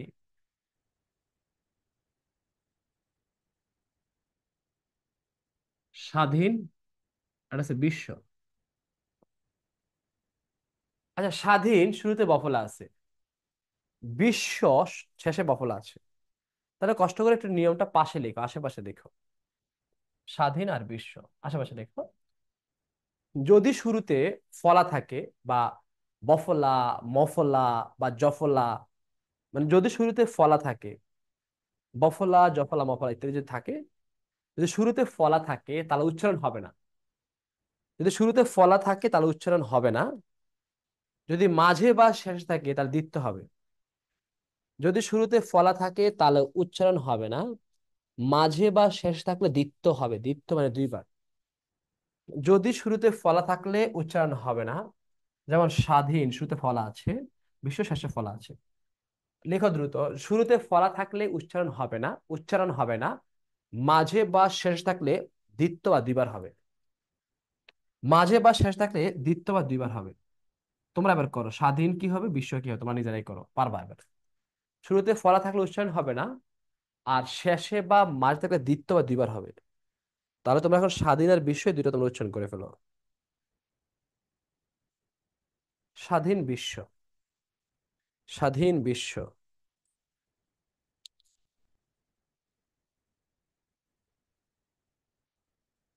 স্বাধীন বিশ্ব। প্রজ্ঞা, দন্তাস্য, ওই পাশে তুমি দন্তাস্য রেখে দিয়েছো কেন? এটা কি তালিবাস্য হওয়ার কথা নয়? নাকি এটা নিচে দন্তাস্য নিচে কি তথ নর লরে কিছু আছে? হ্যাঁ, পোলাপাইন, যাকে স্বাধীন দন্তাস্য আছে, তার ওই পাশে কি হয়ে যাবে, তালিবাস্য হয়ে যাবে।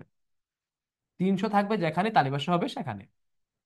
এখানে কি দন্তাস্য নিচে কি ত থ নর লরে কিছু আছে নাকি দন্তাস্য হবে? তাহলে দিলা কেন? স্বাধীন, এখানে বফলা হবে না, কারণ এমন হবে না ইসবাদিন উচ্চারণ, এরকম উচ্চারণ হবে স্বাধীন।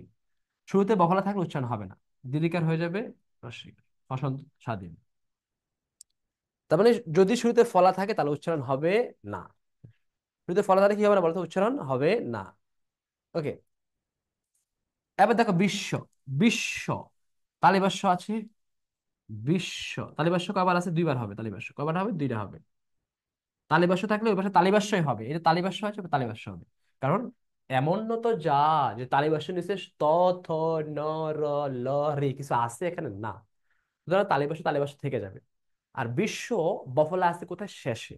তার মানে তাহলে দুইটা তালিবাস্য হবে। কয়টা তালিবাস্য হবে বলতো? দুইটা তালিবাস্য হবে বিশ্ব। এখন দেখি আমরা, বিশ্ব শেষে একটা কি আছে, অ আছে। তো অ থাকলে ও হয়ে যাবে স, বিশ স। অ থাকলে ও হয়ে যাবে। আর থামবে যেখানে, হসন্ত হবে সেখানে। থামবে যেখানে, হসন্ত হবে সেখানে, বিশ্ব। থামবে যেখানে, হসন্ত হবে সেখানে। থামবে যেখানে, হসন্ত সেখানে। ধাক্কা যেখানে, হসন্ত সেখানে। স্বাধীন, স্বাধীন, স্বাধীন বিশ্ব। ওকে, সবাই ক্লিয়ার? তোমরা কি এটা বুঝতে পারো সবাই? বফলার কাহিনীটা বুঝতে পেরেছো? স্বাধীন বিশ্ব বুঝতে পেরেছো? স্বাধীনতা তালিবাস্য হলো কেন, আবার একটু বুঝিয়ে দিন প্লিজ। আচ্ছা, স্বাধীনের দন্তাস্য কেন হবে, আমাকে বুঝাও একটু প্লিজ। অহনা, অহনা, তুমি বলছো স্বাধীনের তালিবাস্য হলো কেন, একটু বুঝিয়ে দেন প্লিজ। স্বাধীনে তুমি দন্তাস্য দিবা কেন, আমাকে একটু বুঝিয়ে দাও প্লিজ। অহনা, আমাকে বলতে হবে। এই কথা বলছো যেহেতু, স্বাধীন এ তালিবাস্য হলো কেন জিজ্ঞেস করে তুমি শুরুতে। তুমি আমাকে বুঝিয়ে দাও তাহলে, যে স্বাধীনে তুমি দন্তাস্য কেন দিবা, এটা আমাকে বুঝাও। তাহলে বুঝতে তাহলে হয়ে যাবে খেলাটা। বলো তুমি, স্বাধীনে তুমি দন্তাস্য কেন দিয়েছো, আমাকে বুঝাও। মানে স্বাধীনে দন্তাস্য কেন দিচ্ছ ওই পাশে, তালিবাস্য না দিয়ে আমাকে বুঝাও। তুমি আমাকে জানতে চাইছো যে তালিবাস্য কেন, একটু আমাকে বুঝিয়ে দিন। তো তুমি তুমি লিখছো দন্তাস্য দিয়ে, তাহলে দন্তাস্য তুমি কেন দিচ্ছ সেটা আমাকে বুঝো।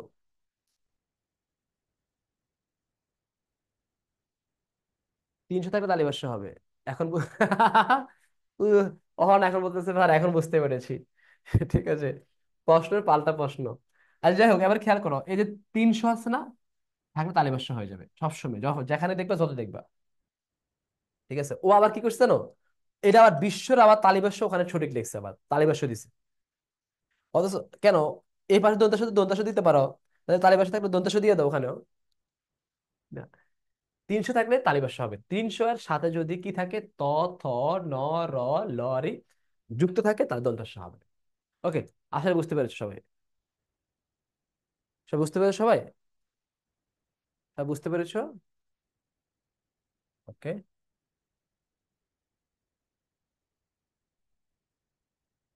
যাই হোক, সব বুঝতে পেরেছো।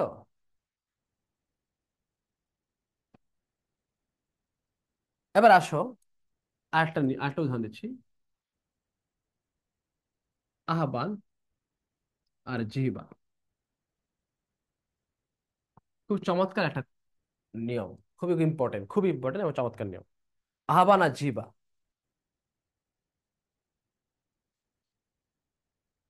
হ্যাঁ প্র্যাকটিস করতে তো হয়ে যাবে, রাইট। আহ্বান আর জিহ্বা। আহ্বান আর জিহ্বা, আমি জানি তোমরা সেটা পারো, সেটা মুখস্থ করেছো, কিন্তু বুঝে পারবা, মানে বুঝাইছো, বুঝাতে পারো আমাকে?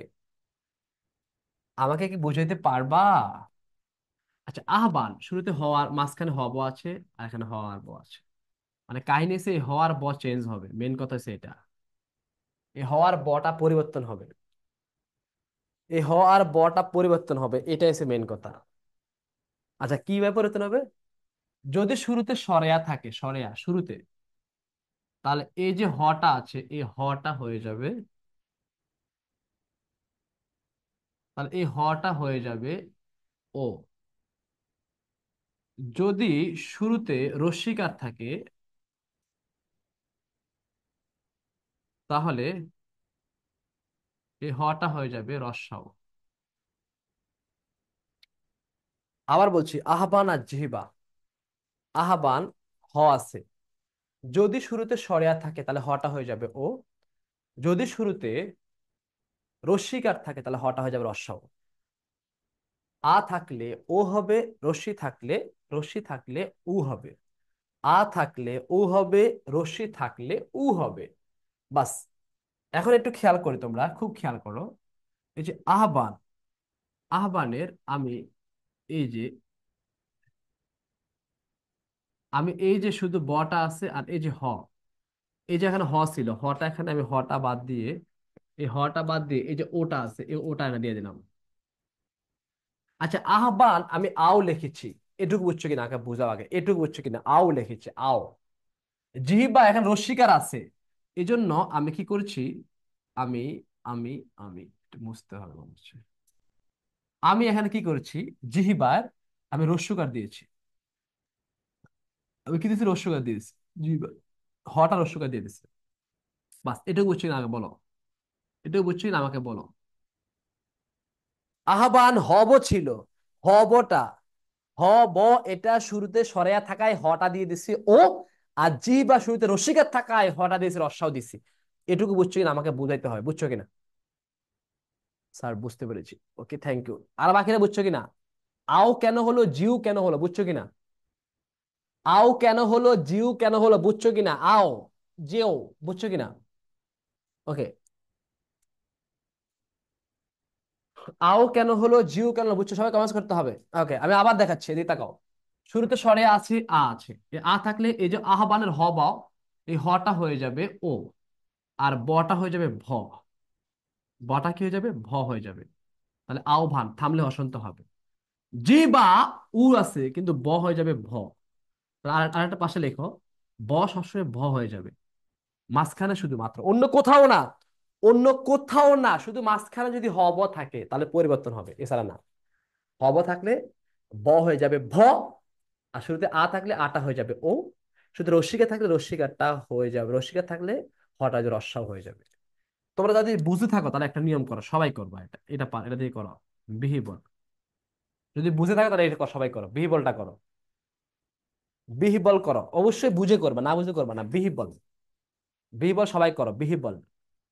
শুধু রসিকের আছে, তারপরে হব আছে, সবাই করো।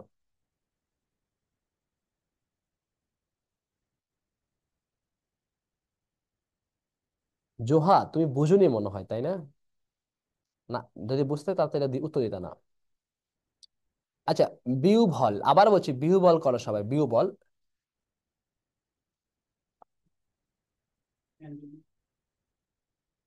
সবাই বিউ বল করো। ওকে, থ্যাংক ইউ সো মাচ। অনেকের এবার হয়েছে।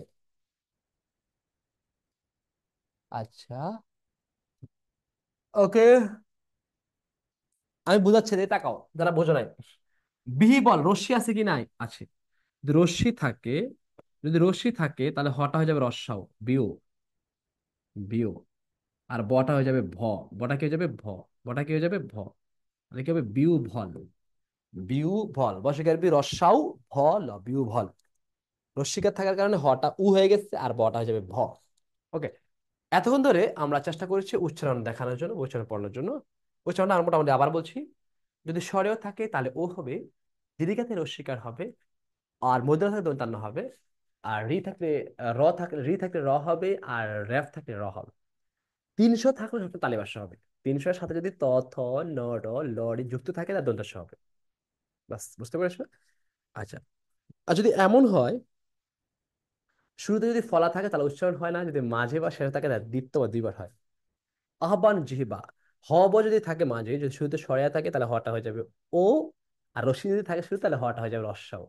আর বটা হয়ে যাবে ভ, বটা কি হয়ে যাবে ভ। তবে ক্লিয়ার? সবাই ক্লিয়ার হয়েছ? বুঝতে পেরেছো? দ্বিরুক্ত, প্রফেসর নাম হচ্ছে কি বল, দ্বিরুক্ত বা দ্বিরুক্তি শব্দ, মানে দুইবার উচ্চারণ হবে। দ্বিরুক্ত মানে দুইবার উচ্চারণ হবে এমন একটা শব্দ। দ্বিরুক্ত মানে দুইবার উক্ত হয় এমন একটি শব্দ। আমি আবারও বলছি, দ্বিরুক্ত মানে হচ্ছে দুইবার উক্ত হয় বা দুইবার উচ্চারণ হবে এমন একটা শব্দ, কথা হলো দ্বিরুক্ত।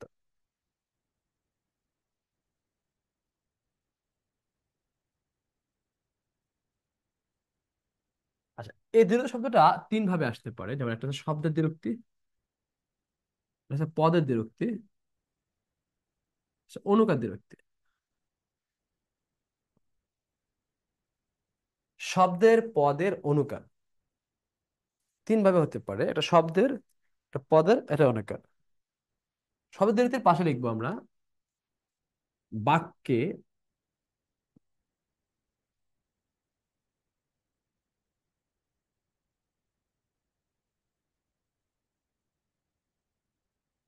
বাক্যে ব্যবহার হবে না।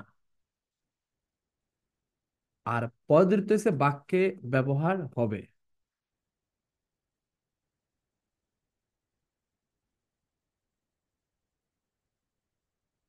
আর অনুকার মানে হচ্ছে যে আওয়াজ, আওয়াজ, অনুভূতি। অনুকার মানে হচ্ছে আওয়াজ অনুভূতি থাকবে। অনুকার মানে হচ্ছে যে আওয়াজ অনুভূতি থাকবে, অনুকার। শব্দের দ্বিরুক্তি বাক্যে ব্যবহার হবে না। পদের হচ্ছে অনুকার বা পদের হচ্ছে বাক্যে ব্যবহার হবে, শব্দের দ্বিরুক্তি বাক্যে ব্যবহার হবে না, এটা কি হবে?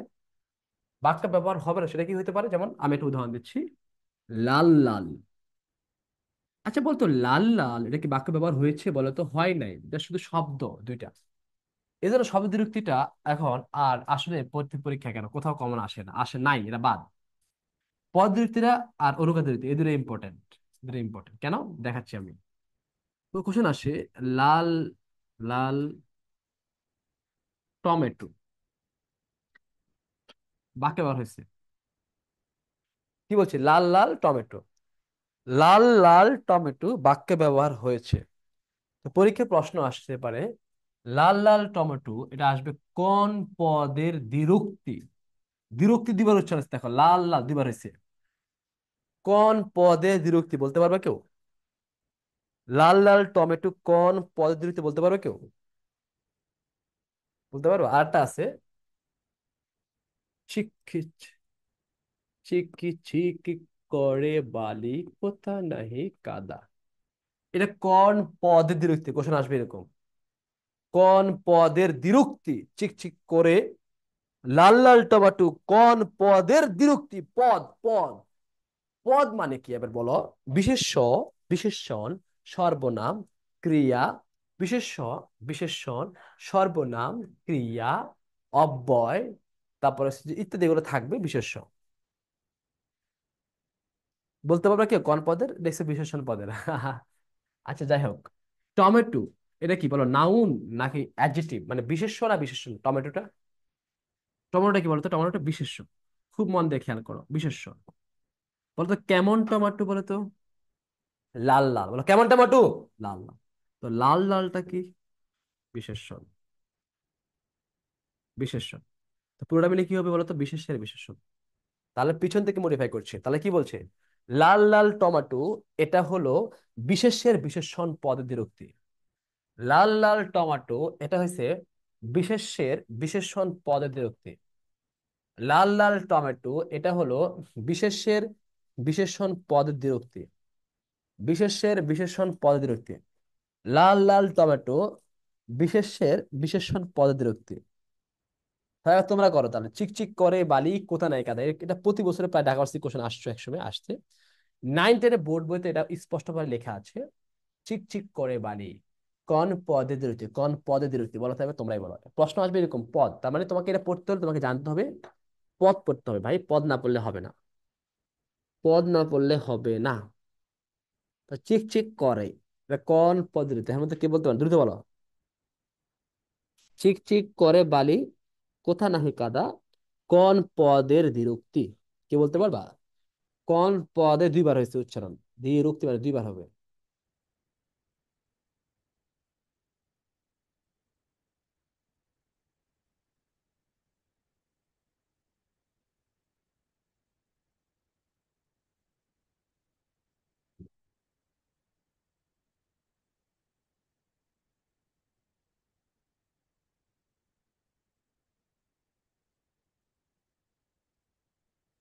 ওকে। আচ্ছা থ্যাংক ইউ, অনেক ক্ষেত্রে পেয়েছি। আচ্ছা, তাহলে আমারটা দেখো একটু। করে হয়েছে ক্রিয়া, করে হয়েছে ক্রিয়া, তাই নাকি? তোমরা জানো, জানার কথা তাই না, করে তো ক্রিয়া তাই না, বলো। জানি তোমরা সবাই জানো সবকিছু, তারপর আর কি বলো, করো তো ক্রিয়া তাই না। আচ্ছা, করে হয়েছে একটা ক্রিয়া। তা বলো তো কেমন করে, বলো তো চিকচিক করে, এটা বিশেষণ, অবস্থা বোঝাইছে, কেমন করে চিকচিক করে। চিকচিক হচ্ছে বিশেষণ। পুরোটা মিলে কি হয়েছে বলতো, এইভাবে মডিফাই করছে, এইভাবে পিছন থেকে মডিফাই করছে। পুরোটা মিলে কি হয়েছে বলতো, ক্রিয়া বিশেষণ। তার মানে কোন পদের দ্বিরুক্তি? ক্রিয়া বিশেষণ পদ দ্বিরুক্তি। ক্রিয়া বিশেষণ পদে দ্বিরুক্তি। কোন পদ দ্বিরুক্তি?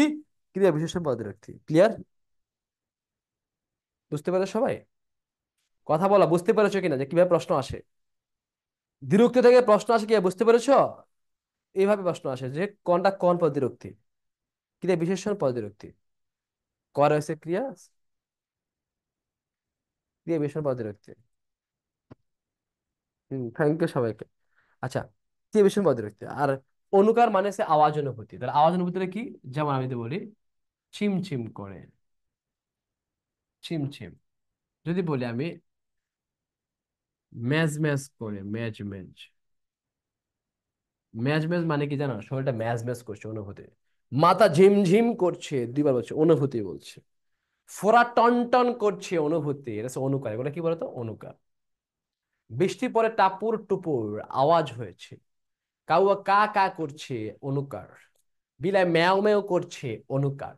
যত আওয়াজ আসবে, যত ফিলিংস আসবে, অনুভূতি দুইবার যদি হয়, সে অনুকার হবে। কি হয়ে যাবে তো, অনুকার হবে। তো আওয়াজ অনুভূতি যেটা, অনুকার হবে সেটা।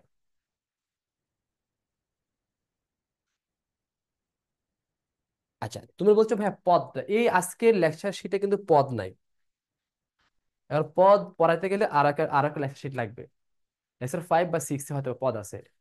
হ্যাঁ, এটা উচিত আমাদেরকে আগে পদটা পড়ে তারপর হয়তো এটা পড়া উচিত ছিল। তাই তো, এরকম হওয়া উচিত।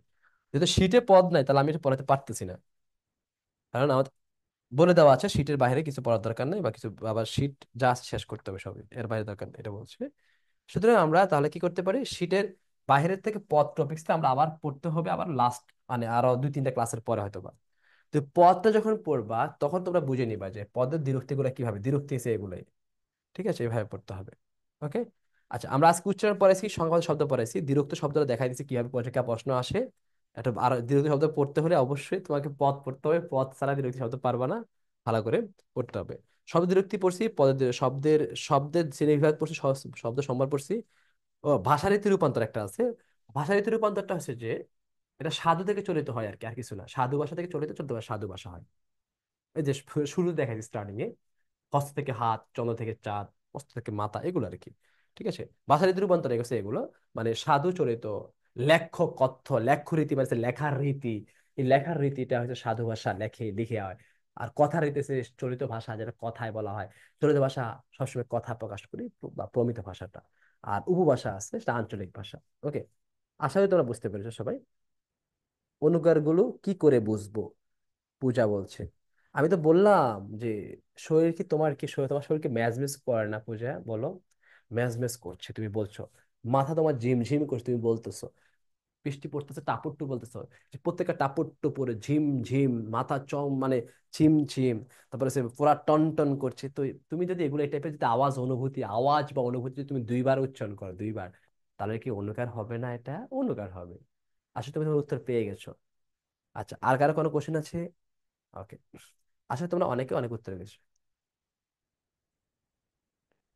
সাহিত্যের সিলেবাসটা যদি বলতেন, সাহিত্য খুবই মজার একটা জিনিস, কিভাবে বলবো। ফেব্রুয়ারি 1969 আছে আজকে, না? আচ্ছা, ঠিক আছে, আমরা ইনশাল্লাহ হঠাৎ একদিন, মনে করো আমাকে, তোমার একদিন ইনশাল্লাহ সময় করে, যখন আমরা দেখবো যে সব পড়া শেষ হয়ে যাবে, আমাদের আরো আধা ঘন্টা বা সময় থাকবে, বা এরকম সময় থাকবে, তখন আমরা কি করব, সাহিত্য একদিন দেখাই দিব। তবে সাহিত্য যেদিনেরটা যেদিন থাকে তোমরা বাসায় পড়ে নিবা। বায়ানো দিনগুলো, এ থেকে অবশ্যই প্রশ্ন আসবে না। বঙ্গবন্ধু শেখ মুজিবুর রহমানের ফেব্রুয়ারি 1970 আসতে পারে, এটা খুবই ইম্পর্টেন্ট। ঠিক আছে, আবার দেখছি দেখো কৃষ্ণচূড়া থরে থরে শহরের পথে, ঠিক আছে, আসতে পারে। আবার সেই পাকিস্তানিদের মতো আবারও দেখছি আজকে বাংলার হানায়, বাংলার মাটিতে বিভিন্ন ধরনের সৈনিকরা, সৈন্যরা, পাকিস্তানি হানাদার বাহিনীরা আসছে, আমাদের কমল বনন, আমাদের সেই মনুষ্যত্বের বাগান ধ্বংস করে দিচ্ছে তারা এসে। আমরা আজকে ফেব্রুয়ারি আসলেই এখন কৃষ্ণচূড়া গাছ থেকে যে ফুল দেখি, মনে হচ্ছে ফুল পরে না, এরা ফুল নয়, লাল লাল এগুলো আমাদের চেতনার রং। ঠিক আছে, সুন্দর করে দেওয়া আছে, একদিন আবার দেখাই দিব তোমাদের কবিতা। ইনশাল্লাহ পড়াই দিব ভালো করে। ভালো থেকো, নিজের খেয়াল রেখো, আর নিজের ভালো রাখো। ঠিক আছে, ভালো হাফেজ, আল্লাহ হাফেজ, নিজের খেয়াল রেখো। আজকে ক্লাসটা অনেক ভালো লাগছে। প্রজ্ঞা, থ্যাংক ইউ সো মাচ। আসসালামু আলাইকুম। অহনা, ওয়ালাইকুম সালাম। আল্লাহ হাফেজ, সবাইকে নিজের খেয়াল রেখো। আর আমি ইনশাল্লাহ, তোমরা আবারও বলছি, অনেকে জিজ্ঞেস করছো, হ্যাঁ, ইফ যে কোনো জায়গায় ভালো করে ক্লাস করো, আমাকে শরীফ ওবায়দুল্লাহ আমি, এটা নিয়ে যে কোনো জায়গায় দেখতে পারো। তো পড়াশোনা ভালো করে করো। প্রবলেম হলে আমাকে অবশ্যই শেয়ার করবে, আমাকে বলবা। Thank you so much. দেখা হবে ইনশাল্লাহ। আসসালামু আলাইকুম।